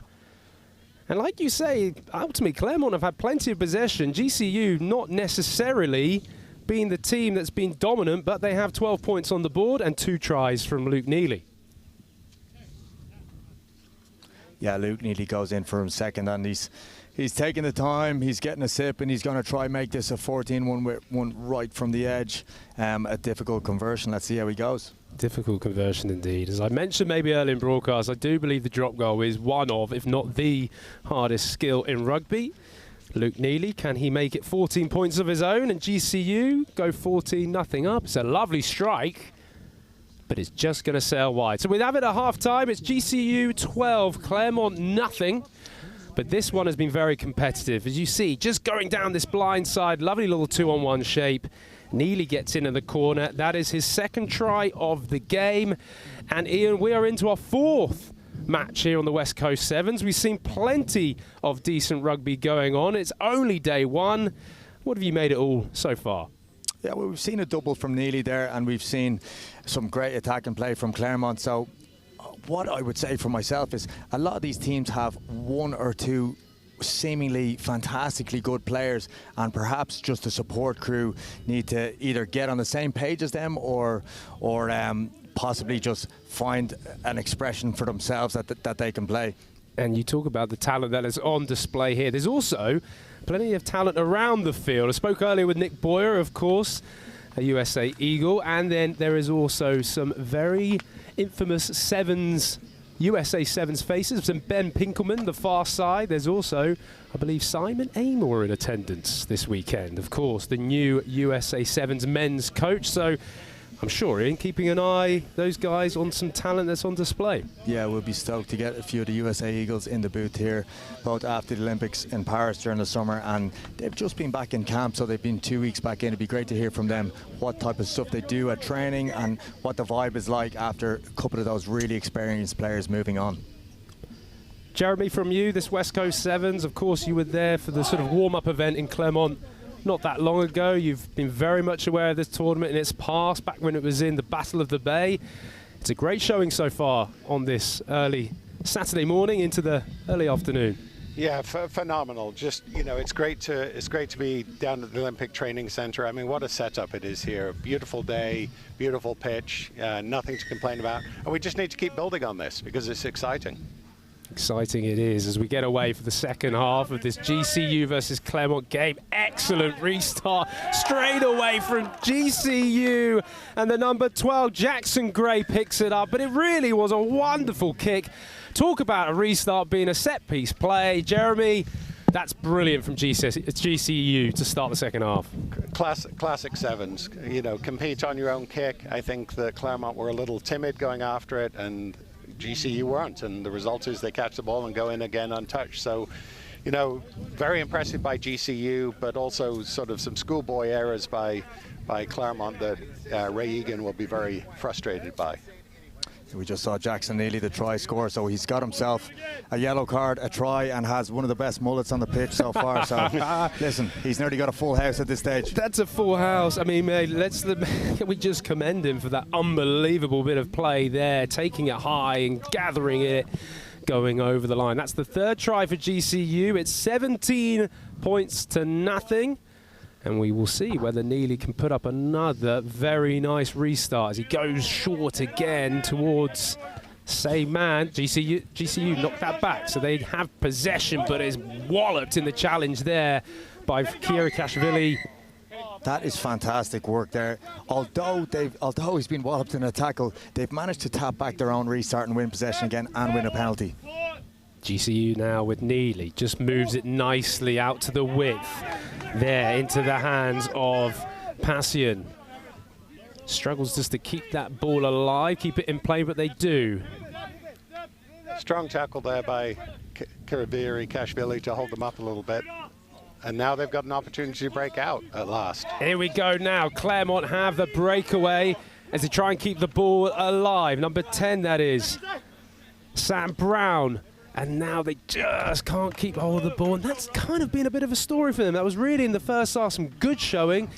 And then Ian, in the end, just throwing it away. Yeah, you can see that he probably, similar colour jerseys, you can see him in the periphery. I think he tried to pass to the opposition on the outside. But one thing that was positive you can see down there is leading up to that turnover, Claremont with a fantastic defensive launch, putting some pressure on. So these guys have shown that in D and attack they can play. Things just possibly need to fall their way. Jeremy, what do you reckon? Yeah, and again, as we said in the first half, I think they just need to support the ball carrier a bit better. Nick Laskowski made a really nice break there, and nobody was with him for him to get a clean offload to. And again, that's going to be the difference in the game. So they've just got to work harder off the ball to support the guy on the ball. Well, if you're just joining us, this is Game 4 of the West Coast Sevens. Of course, here on the Rugby Network and Cox, wherever you are joining us. Welcome along. Chula Vista Olympic Training Centre as Claremont move the ball away to the width. There's that danger man, Kyriakashvili, with another offload, but it doesn't go to hand. GCU pull away from it. And now the speed coming on. DJ Weisnant as going all the way. Yes, he does. It's another try. It's another error, though, from Claremont. Just when they were looking good, Ian, in the end, they just threw it away. Yeah, Claremont have thrown a couple of offloads away, but it's really GCU haven't had to work for these tries. They've worked hard on D, they've tracked inside balls, and they've been opportunistic, but they really haven't had to build pressure against this Claremont team. Claremont, unfortunately, letting them into the game a little bit. And you've got to say, Jeremy, that there's nothing ultimately wrong with what Claremont are doing other than that last sort of pass, that last 50-50 offload. They just maybe need to keep hold of it. Yeah, absolutely. It's the details. It's the fine details. And the thing that I'll say is GCU is taking advantage when those details slip. You know, they look very decisive once they get possession. They know where the try line is and they know how to get there. So ball about to go back up here from GCU. Let's see if they can have another fantastic restart, which they had for the last one. Indeed. Neely again kicking this off, this time to the left-hand side. Nice high hanging kick into that sun. You can tell Claremont's struggling to keep hold of it or get their hands on the ball. They do in the end. It's now just moving to this left-hand side. Little step inside. Again, trying to get the offload away. This time they get away with it. GCU compete, and in the end, referee pings against them. So Claremont with the penalty. They now try and put some tempo on the ball, moving it out wide. That's Kyriakashvili. We've talked about him before. The step and go from the number 7 and the offload as well. Now going with some speed. That's Zeng going. That's a wonderful try from Claremont. They've deserved that. unfortunately, the flag is up. The assistant referee on the far side has put his flag up for stepping into touch. And that is why there's 3 of us in the booth, because I completely missed that. Well done, Jeremy. Unfortunately for Claremont, not quite. It did look some good play. And you've got to say, this Kyriakashvili is 7. And I apologise if I'm not saying that surname completely spot on, but I do want to big him up because he's got quite some ability, this guy. Yeah, that's tough. That's the first one that's gone to hand in the day there in the offload on the outside. And he's done fantastically well to straighten up, get a one-handed offload away, and unfortunately we've just gone into touch. That's hard to see. It is hard to see. So we've got a throw into the lineup to GCU. So that's going to be Neely who will be throwing it on that far side. GCU leading 24 points to nothing. Claremont, though, nearly having that try, has just put a foot in touch. So now GCU move it to the width. Wide passing out here to number 23. Attacker. Narrow. Lovely little step that is, and away they go. That's Passian who gets it off. That's another big fang. Good last-ditch tackling, but it's too strong. And that is Jackson, Lachlan Jackson, the junior, certainly showing a lot of power in the end. A couple of missed tackles, but that was impressive by GCU. Just as Lockie Jackson there calls for a sub after his long run. You can see that they've actually gone to the middle of the pitch and then gone back to their line-out. So potentially GCU are looking to play through those big forwards like Lockie. I think that's a really interesting point. It's obviously so evident that you want to move the ball wide, but actually that snap-back play that they produced there, GCU, just showing a little bit of tactical awareness, and in the end gives them another try and have moved convincingly into the lead. The conversion is no good, so it stays 29-0, and that actually is the end of the game. So a very good showing by GCU. I'm very impressed by them in that match. Yeah, that was very good, both from capitalising off mistakes, but you can see there again that they possibly have a plan, snapping back to that short side. Although execution is, of course, the most important thing, sometimes just having a plan and sticking to it through the whole game will really yield results.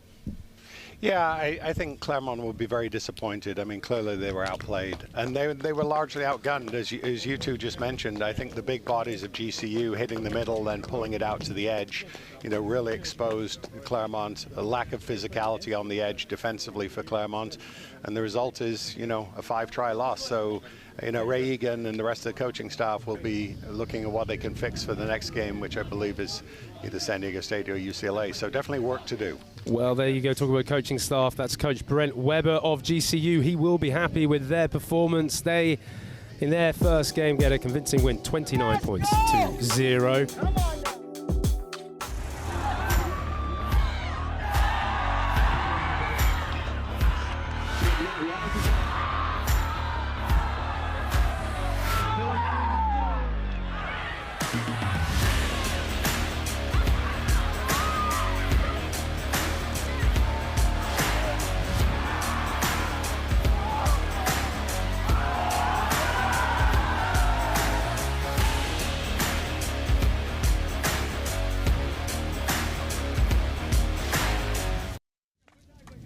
And we're back here at the action at the Olympic Training Centre.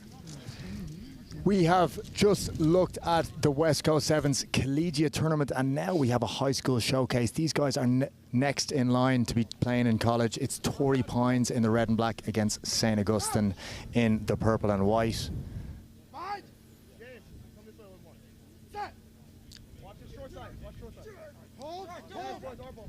Torrey with the push over at the scrum, and it's Reese Curtis there with the tackle. Pressure coming on right off the top from Torrey Pines. Nugget, eyes. Yes, boys, go quick. And a win from Torrey Pines. Guys staying on their feet, not challenging the ruck, and that looks like it's a turnover win from Sam Violet. Will, a couple of these high school players here have had experience with high school All-American camps. They've had experience with club nationals at under 18, so it's a great opportunity for them to have a run at sevens, possibly some future Eagles out there. Absolutely, and we talked already about how sevens is really a sort of a skill set, and you really have to be on your money when it comes to the passing, the catching and passing, the tackling and everything about that. So getting it in the high school system is really important. I'm excited to see what talent we have. I know, Ian, you are quite familiar with a few of these faces as well, so should be a good one. We're familiar with a lot of these guys, yeah, and we are inside the Torrey Pines 22 right now with Saints in possession. Tackles have been coming in from Torrey, but it's discipline so far with 2 penalties that have kept them in their own half. Little bit of a drop along the ground here, but Saints recover, and that's James Curtis there with the tackle. James Curtis actually playing with his little brother Reese Curtis out there today, who is 2 of them just on the ball, so it's always fantastic when you see a brother pairing out there in the rugby field. Brotherly love on the same side. I do not know what I would have been like if I was playing with my brother. I think it could have ended up in tears, let alone playing against him or playing with him, but it's good to see it out here. What I'm interested about these youngsters, though, Ian, as well, is their ability, yes, on a technical basis, but also tactically. The understanding of where their space, how they can get the ball into space, and the communication with each other. So early doors, bit frantic, few mistakes. I'm sure everyone will just ease up a bit. Of course, and a lot of these players at with Torrey Pines have come through the Mustangs club system, which a lot of them playing since under 8s. Which is fantastic to see. That's what we really need from some of these American players, having 5-6 years of rugby before they even go into high school. As we get the ball wide to Gunnar Paul, and this guy can move, and he shows a little bit of footwork and a clean pair of heels, and Gunnar Paul is going to go all the way up the left-hand touchline. That's a fantastic finish from him. Mustang's starting winger last year. There you have it. The hair just flicked back and he was gone. Beautiful try from there. The number 13 for Torrey Pines, just a little in and out, and paced it down the wing in the end. That is the first try of the game. Good work from Torrey Pines. Yeah, and we talked about a couple of impressive mullets on show, but Gunnar Paul's both got the flow and a bit of a high school goatee as well. Always love to see a high school player rocking the goatee. James Curtis puts it on the boot. It's away to the right, but no panic from him himself. Torrey Pines go 5-0 up against Saints. Lovely work, this to the edge, just to get that offload and that awareness, the 2-on-1. Look at this, little in and out, gone and away. Like you say, look at that hair just flinging back. The speed that the young man's going up. So there we go, 5-0, Torrey Pines. Now they have the kickoff. What can they do? We've seen some great kickoffs today. A really key element of sevens. Try and get the ball back. Go long. There's an interesting one that we haven't seen from the college boys, just possibly play territory, keep them down there, so good stuff. Gunnar Paul, the try score with the tackle, and it's Reese Curtis trying to put some pressure on that ruck, and a shoot from Sam Violet as well, which is followed on the edge, and some great pressure from this Torrey Pines group. And it's a little nudge from the Saintsman, and Andrew Tate just shepherds that into touch, and it's going to be a Saints throw to the line out, but some great pressure from Torrey. I've got to say, really impressed by their defensive work rate. Just getting off the line. These guys are flying into it as well. Brilliant to see. Great to see Southern California and rugby on the local level. There's a collegiate level we've already seen, but on the high school level, really strutting its stuff out here in Chula Vista at the Olympic Training Center, where there is plenty of USA Rugby eyes on these young kids. Trying from Saints is crooked, so it's going to be right back to Torrey Pines again, and they'll have another opportunity in the Saints half to get themselves a score. As we said, two brothers on the pitch here. James Curtis, who's captain on the day, has chosen to pack down from a scrum. Going to take in some of those Saints forwards and give a little bit of space on the edge for Gunnar Paul. Maybe you can tell me, Ian, a little bit more about the sort of seasonality of the local game and where these high schools and what they're doing at the moment, building up to the rest of the year? Yeah, of course. These local lads are in their high school programs at the moment, so a lot of them go into pre-season, and then after that they'll play a little bit of club rugby, mostly with the Mustangs. There's Carlsbad Thunder, and of course 2 years ago, Belmont Shore, the national champs from up in Long Beach. But at the moment, a lot of these guys would actually be training individually with guys like Charlie Purden, who's the USD coach. So there really is a great system of development here in San Diego. Okay, go now. Fantastic to hear. Fantastic to see as well. You can see it on display. Some really good quality play by these high school guys. And having someone like a Charlie Purden, obviously around here, being associated with San Diego Legion, it's great that there are now two big MLR teams in Southern California with RFCLA, San Diego Legion, so it's all affiliated. And I know for rugby in America to grow, having those pathway systems is so key. Yeah, having a pathway, but also you're right, having a local team like the Legion where they can just keep an eye on that, and they've also seen some players go through all the way to high school system, all the way to play for Legion, so it really is a tangible goal that they can look for. Saints are looking to get it to the edge here, which they do, but again a strong tackle from this strong TP defence.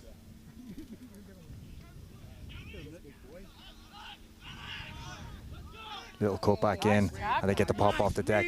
But again, they're tackling like demons here. We've got even a few freshmen out on the pitch there for Torrey Pines that are putting in the hits. And James Curtis looks to poach the ball, but the ref says leave it. And Saints still have possession. Fourth phase of play in their own 22. Gets it to the edge, and they have a little bit of space now.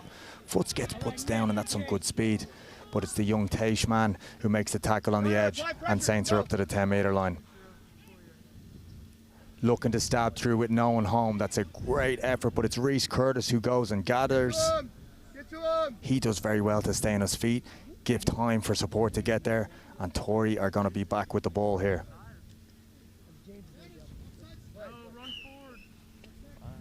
And an offside called. Good series of play there from Saints. They've held on to the ball for 5 or 6 phases. Noticed that there's no one in behind and stabbed it through. That's what I love to see. I talked about it, about not just the technical side of things, but the tactical awareness of what's around you. And that's a lovely bit of awareness from Torrey Pines. They step through the middle, but not the pass. Stays in play, though. That's Gunnar Paul with the ball again, but the first time we've got to see centre Sammy Violet carry the ball. He can really carry, he can break tackles, and he can get the pass away. Not on this occasion, but we're going to see a little bit more of him throughout the day. Reese Curtis gets taken pretty high there, and that is a high shot. He looks to go quick. It's off the foot, but it's play on, and he regathers. And Torrey are up on the halfway. Now a few tired bodies you can see around for both teams. Torrey Pines just keeping hold of it, but you could tell a few hands on hips and walking about now as the ball's been in play for quite a while. And unbelievably, we actually have 2 sets of brothers on the pitch. That was Andrew Tate to his brother Nick Tate, so it's fantastic to see. But as Saints get the offload away, and it's going to be the big man who goes just in under the sticks. That was offload of the day. That was very good. What an offload from the big man. And Vincent, you could say deserve to get a try. Their attacking play has been very good in the latter part of this game so far, and what a lovely offload to get that away. Sonny Bill-esque, I would say. Sonny Bill Williams, of course, formerly the New Zealand All Black and New Zealand Sevens player. Loved throwing those out the back offloads, and it's worked there in the end for Vincent. And just as we have the conversion at the end of the half, it is going to be 7 points to 5 from Saints. Just as our coaches take it in at halftime, this Torrey Pines team is coached by Matty Sandoval and Tom Valley, and they have their new assistant coach, Adam Shannell, one of the USA Sevens players, who's out there chatting to the boys now. So it's great to see, again, these local Sevens players that are based in San Diego at the training center now opting to spend that free time with the local talent and try to bring them up to speed. It has to be done, you know. You've got to, as a player, you've got a responsibility, obviously, to perform, but growing the sport in this country, how you can pass that down. We've mentioned the likes of players, Ryan Mattis, we've mentioned numerous times already the fact that he's at SDSU, but just having these former but also current rugby players showing that they are interested in the growth of the game and wanting to pass on their wisdom. Yeah, it's fantastic, and it's a really good combination here at Torrey Pines, the Mustangs. You've got someone like Matty Sandoval, who's been a volunteer coach and assisting for 15 to 20 years, and then you've got someone like Adam Shannell as well, who's a USA Sevens player. Just as we leave the action here, it is 7 points to 5, Saints against Torrey. Welcome to the College Rugby Show. This is going to be home for all hot takes, highlights, rankings, hot topics, all things college rugby. They could be pushing into that 2, possibly #1 spot. This for me is one player to watch out for. We will be back on your airways very soon. In our game, we play with our hearts. We don't play with sticks, bats, or gloves. We don't wear shoulder pads or helmets. We keep playing when it hurts. And we leave everything on the field. What we wear must be built for our game.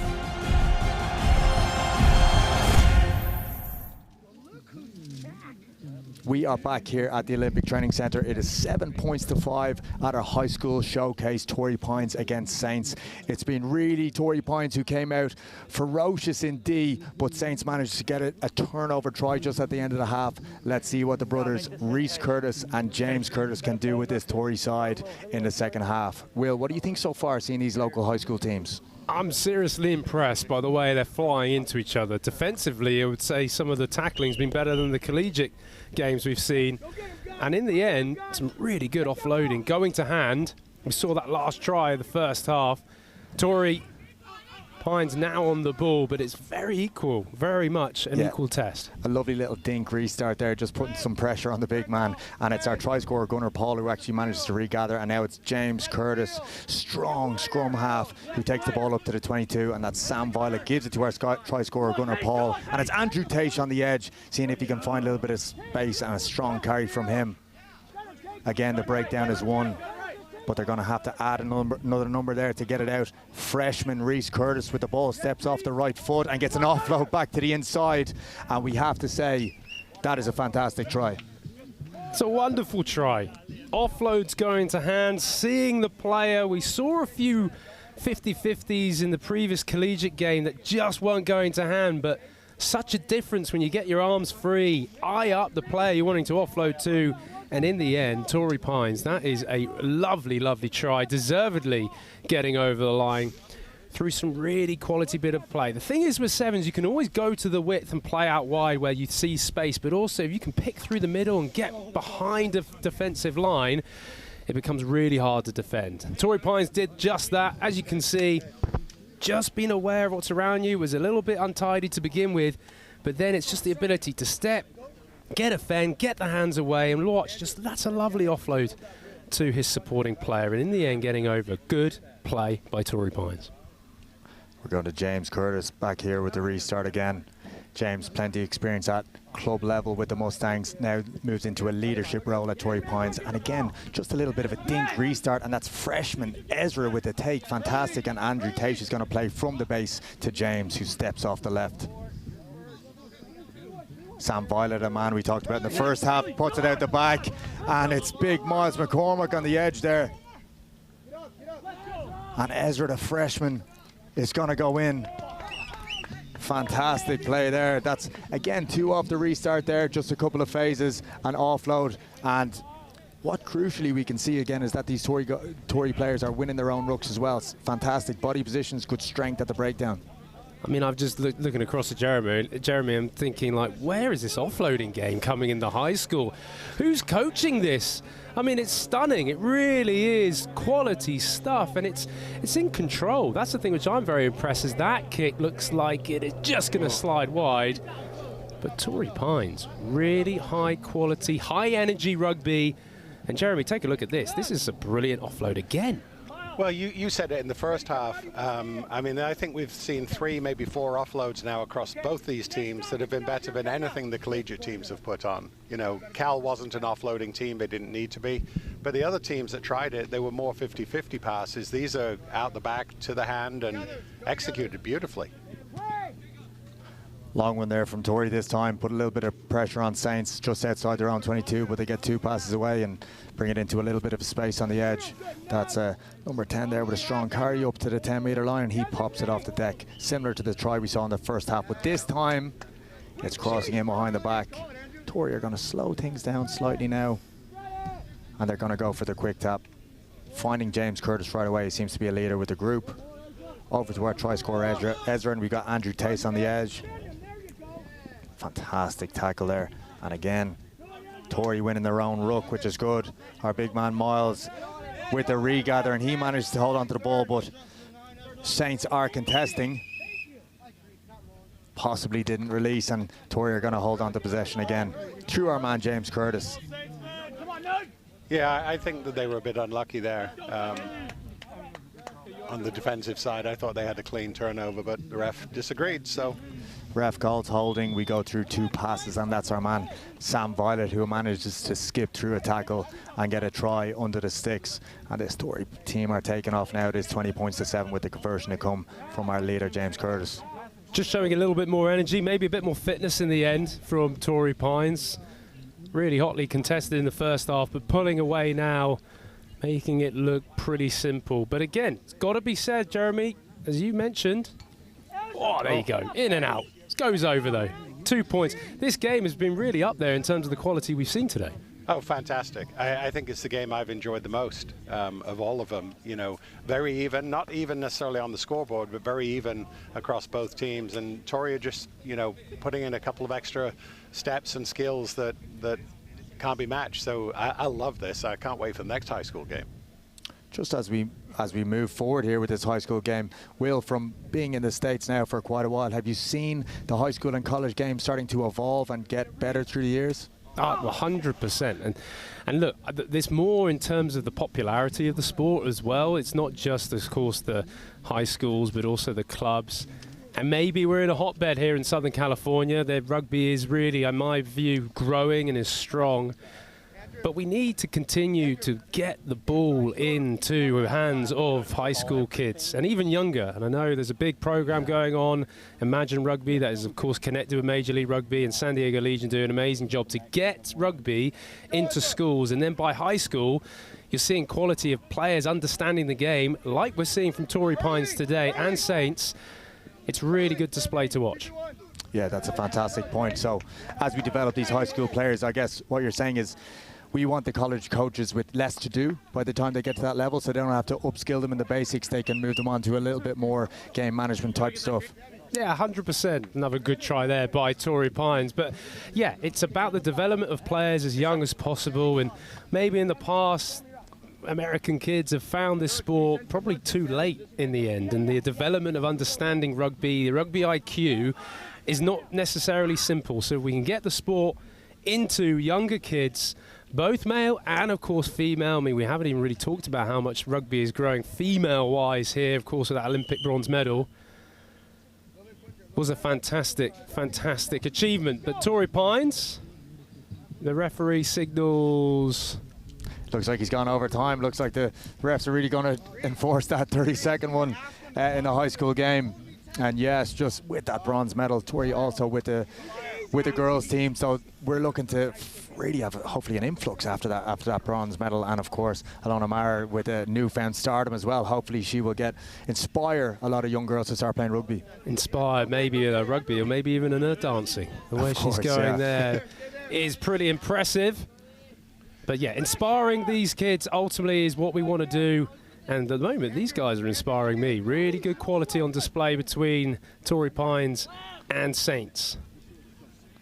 Yeah, I think watching this game, you'd say both these teams are executing the game more effectively than a few of the college teams we've seen already. Obviously, they don't necessarily have the size and physicality of some of the college teams, but their execution, their skill, their teamwork is extremely impressive. Of course, although they don't have the size and physicality, James Curtis, who just kicked the ball out, told us at the start that he is benching 285 these days. So these high school kids are training both well on the pitch and in the gym and getting themselves ready for college rugby. That's a fantastic high school showcase that we saw there with Torrey Pines 27 and Saints 7.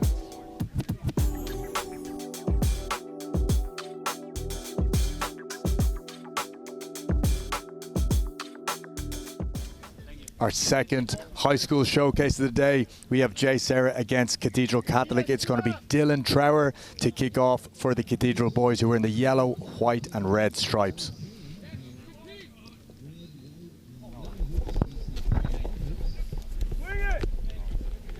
JSerra retain possession, and it's a carry there just outside their 22, but you can see disorganisation from the Cathedral boys.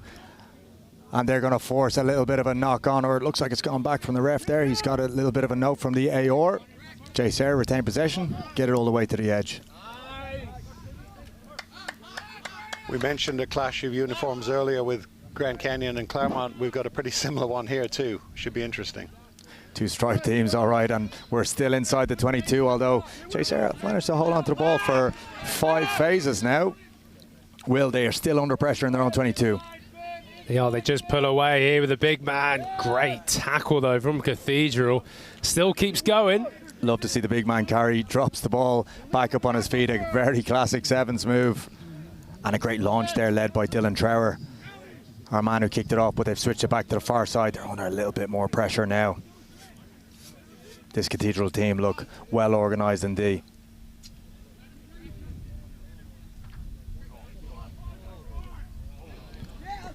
And just as we say that again, with that really positive launch from the Cathedral defence, they managed to nearly gather and get over for a try. You've got to commend JSerra for possibly playing with the ball, managed to win their own rucks. But is this an area where they might think about kicking and just relieving a little bit of pressure? It's such a catch-22 really of sevens, isn't it? And what I mean by that is that do you really want to kick the ball away when sometimes just having possession is sometimes not often, but at the same time, when you're under that much pressure, just getting a bit of relief, yes, you're right, Ian, can be a good tactic. They need to relieve themselves one way or the other from just 5 metres out, and they're even attacking on their own goal line. Oh, lovely feet there from the JSerra wing, and this guy can really show some toe. Can he go all the way from try line to try line? That's number 19 from JSerra. You have got to give it to him. That is some speed. 100 metres plus the extras. That's a try. Well, what do we say? Relieve pressure, yes, by the kicking game, or by just doing that, a step inside and went all the way. Touchdown for a brilliant try in the end from JSerra, right from one end of the field to the other. Great try, great execution. I tell you what, in the sevens game, there really is no substitute from speed. That's myself and yourself here at the booth here with our hamstrings gone talking about kicking the ball, but this lad says, no, I'll just run it. So fair play to him. He's one to keep an eye on for the rest of the game. Yeah, I mean, definitely the longest try of the day. Very impressive. As Will said, little step outside, and then he's gone back to his pace, right on the post. So beautifully executed, and I'm sure I'll be looking for more with those wheels. Look at that replay. The ball was in one hand the whole time, didn't switch to two. He wasn't looking for the pass. He's saying, oh, why White line fever, I'm going all the way. It was his moment, wasn't it? Great try in the end. 7 points from JSerra. The restart not going 10 metres, so we're going to come back for the free kick. This may be a good opportunity for Cathedral. You can tell they wanted to try and put a bit of tempo into the match. Yeah, Dylan Trower, look at the speed things up there. Spins it out to the edge. It's a little bit of missed footwork there, but we're still in possession. And that is Kingston Hawkins with the breakthrough, just pick from the base and get in for the try. Kingston Hawkins, of course, son of coach Matthew Hawkins, who you would know from about the USA Eagles scene. Yes, of course, Matty Hawkins, very much known in the USA Eagle ranks from his days within the USA Sevens as well. So he'd be very proud to see his son go over, and it was a lovely step and go around the fringe of the ruck. It's mentioned already in Sevens how, of course, you've got the space out wide, but the ability to step on the inside and find a loose defender that's their hips turned on the outside, not defending what's coming up in front of them very well. Great try from Cathedral. See if they can level it up. Not quite. That's Kingston Hawkins again. Conversion doesn't go over, but again, someone who's played rugby with the San Diego Mustangs at a youth level and now is training with USD coach Charlie Purdon, trying to put himself forward into that development pipeline with USA Rugby, and he's doing fantastically well. I think JSerra will be a little bit disappointed there at that ruck. They didn't have anyone, behind the ruck just determining which side the attacking player could go, so he had just an easy step to the right and gone. So they've got to tighten up the defence at the ruck going forward. They have to tighten. There's nothing you can do about that. Look at that restart from Dylan Trower, and Kingston Hawkins takes it right from the clouds, and that's fantastic. But can JSerra? They're looking to kind of maybe live off scraps here and just put a fast player in at the edge. We've got really two contrasting teams here, from organisation to just a little bit of scrappiness from this JSerra side. Offload doesn't go to hand, and Cathedral managed to pull it back now. One thing I've been impressed with now in the second high school game is I think the quality of tackling on the 4 teams we've seen is very, very impressive. They get low, get the head in the right position and really put in some positive grade tackles, which is great to see. There's another one. Hey, good defense, boys! Yes, fantastic on the tackling side, and we can also see as well the discipline actually seems to be a little bit better with the high school teams. I'm not too sure, maybe that's because there is, of course, some hype surrounding the West Coast Sevens. This is a tournament that all these teams want to win, so a little bit more on the line for these college boys. It is just a showcase at high school, but still, discipline has been fantastic from these young lads. It's been really flowing rugby, which is maybe not what we saw in those first couple of games in the collegiate tournament, but at the same time, the offloading, some of it going to hand. In the last game was brilliant going to hand for Torrey Pines, but just a few little errors trying to get the ball away. Is now JSerra, they try and build a few phases now. And just remember, although it seems JSerra are under pressure, they are the ones who are 7 points to 5 up and just have a little bit of a break. Did he release the ball? Ref says yes, but just as we try to get the ball away to the edge, it is a knock on. And with just 20 seconds left of the game, or in the first half, Cathedral have another opportunity to try and get some points on the board. Some tired lads out there, I can see that. These high school lads are just in pre-season. They haven't been running for a while, so this is a test in the sunshine. Yeah, one observation all day, college and high school, is that last pass seems to be a problem for a lot of the teams. We move it well towards the edge, and then that pass to the last man on the edge often goes not to hand, straight into touch, and so we've got to clean up that part for sure. That's a great point, Jeremy, and that is just a skill thing. Usually that last pass, you have a little bit less time, a little bit less space, and there's when those basics are really tested, just as our Cathedral man on the outside puts the foot down, goes around to the left, and with what probably is the last little possession of the first half, Cathedral are going to put themselves back in front, and that's probably well deserved. Fantastic bit of show of pace from Cathedral, moved it out wide.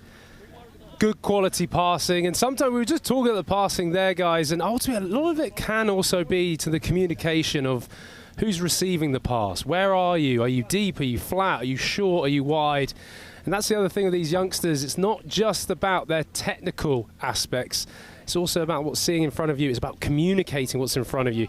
Good play from Cathedral. They get that second try, and in the end, a bit of luck with the post. It's 12-0 to Cathedral. Now we have the one score from JSerra under the post, the breakout from their wing, so 12-7, I believe. 12-7. You can just see in the end, just moving it early to the outside, give your speedster time, does a little in and out, and shows his gas, finishing under the post with a few little cheap shots on the way down as well. Good work from Cathedral, although this game is still pretty tied up. 12-7 Cathedral lead.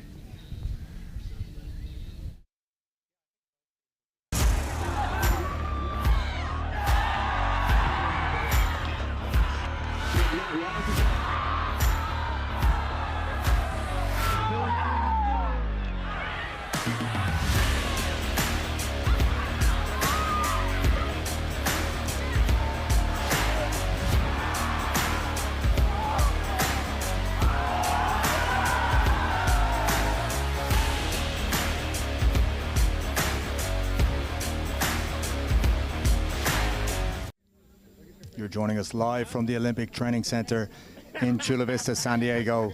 It is the West Coast Sevens, the premier collegiate rugby competition. But right now on pitch number 1, we have the high school showcase. It's JSerra against Cathedral Catholic. It's been a back and forth first half, but looks like Cathedral, with that try at the end of the half, have shored themselves up, and they look the more assured of the two sides. Let's see how this second half goes.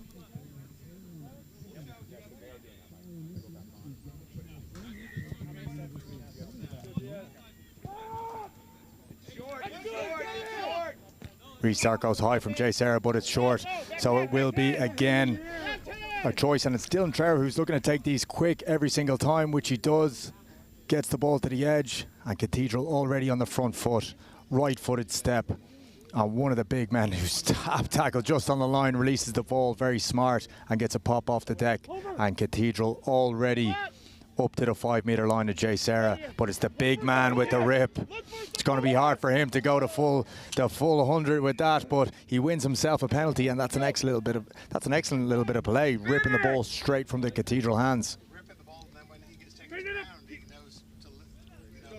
Get to his feet and play it again. Very impressive from the big man. JSerra with a skip through a tackle, and it really does look like a couple of these boys have some speed. We saw a length of the field try from JSerra in the first half, and nearly then again. So although it is 12 points to 7 for Cathedral, these JSerra boys can play. No, they look very impressive when they get the ball to the edge. I think their conditioning doesn't look quite as strong as the Cathedral guys, so it'll start to wear on them, especially in this heat. But a couple of balls on the edge, and JSerra could be back in this one.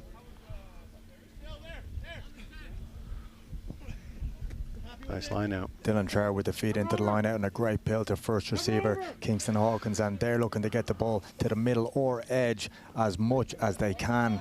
They've really stretched this JSerra defence. And again, Hawkins with a step off the left finds himself through, very similar to the try he scored off the first half, where he's picked from the base and gone in. Fantastic play from him. Steadies the ship a little bit.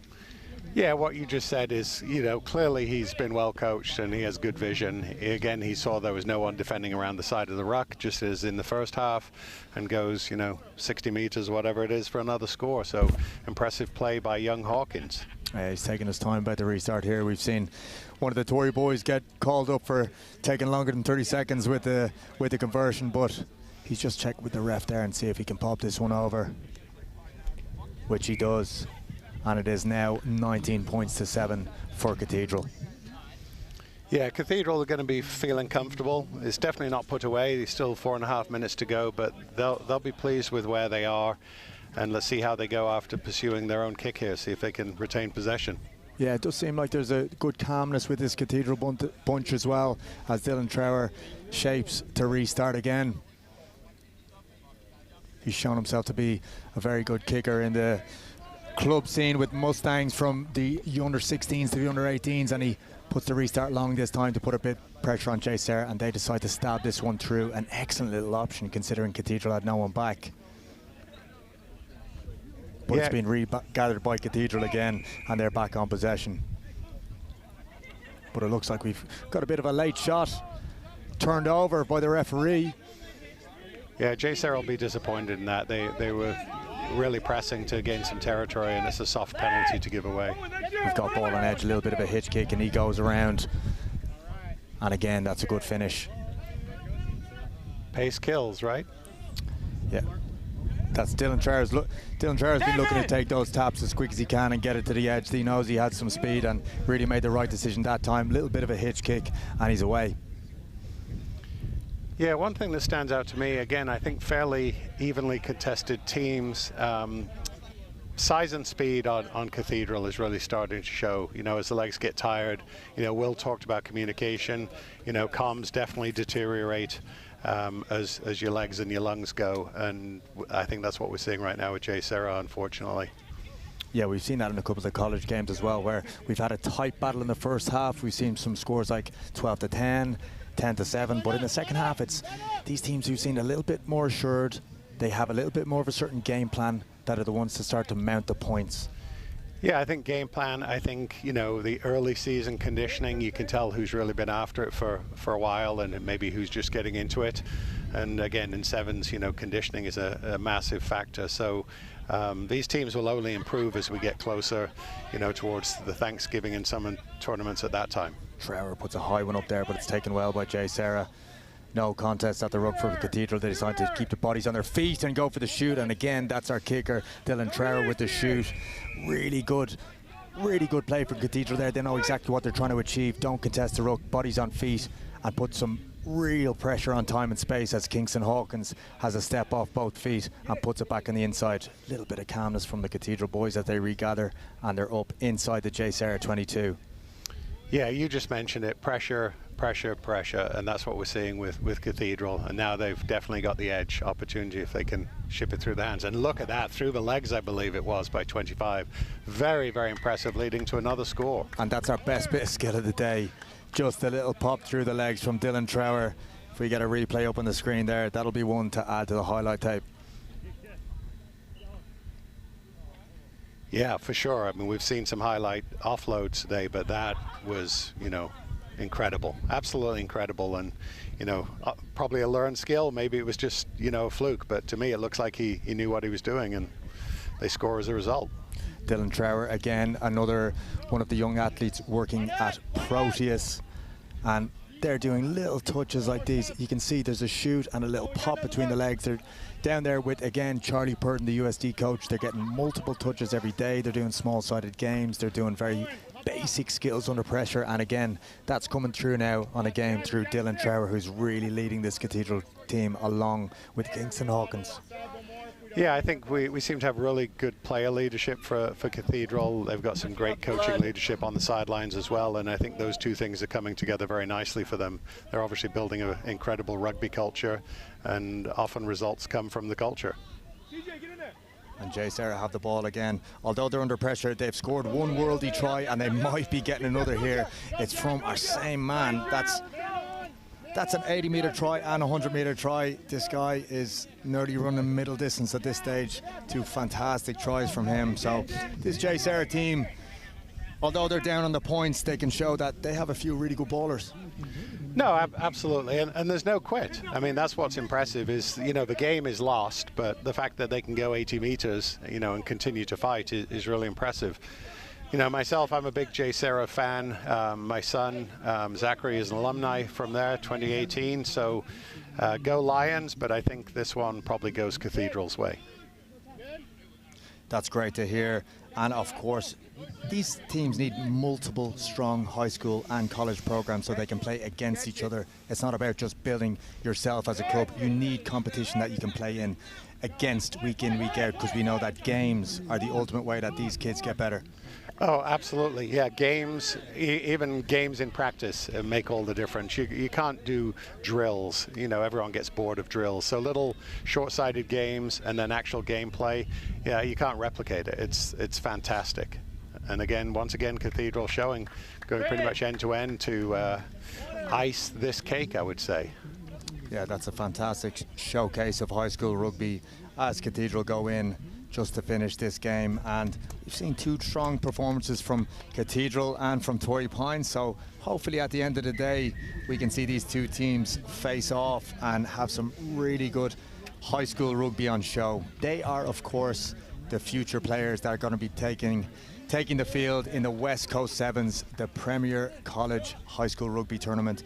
And Jeremy, we're really looking to grow this tournament in the next couple of years. Can you talk to a little bit about that and where you see the vision of this tournament in a couple of years' time? Yeah, absolutely. Firstly, again, it's great to have the West Coast Sevens back. We had a one-year hiatus, and now it's moved south. Again, Claremont 2 weeks ago, now the Olympic Training Center, and we can only build from here. I know that the organizers, Warren and the West Coast Sevens crew, definitely have an intention to come back here a year from now, get the word out early, invite more teams, get more teams from different geographies, maybe even get some East Coast teams to head out here, just like Texas traveled. And I just see this thing building, and we need it. We need more Sevens rugby.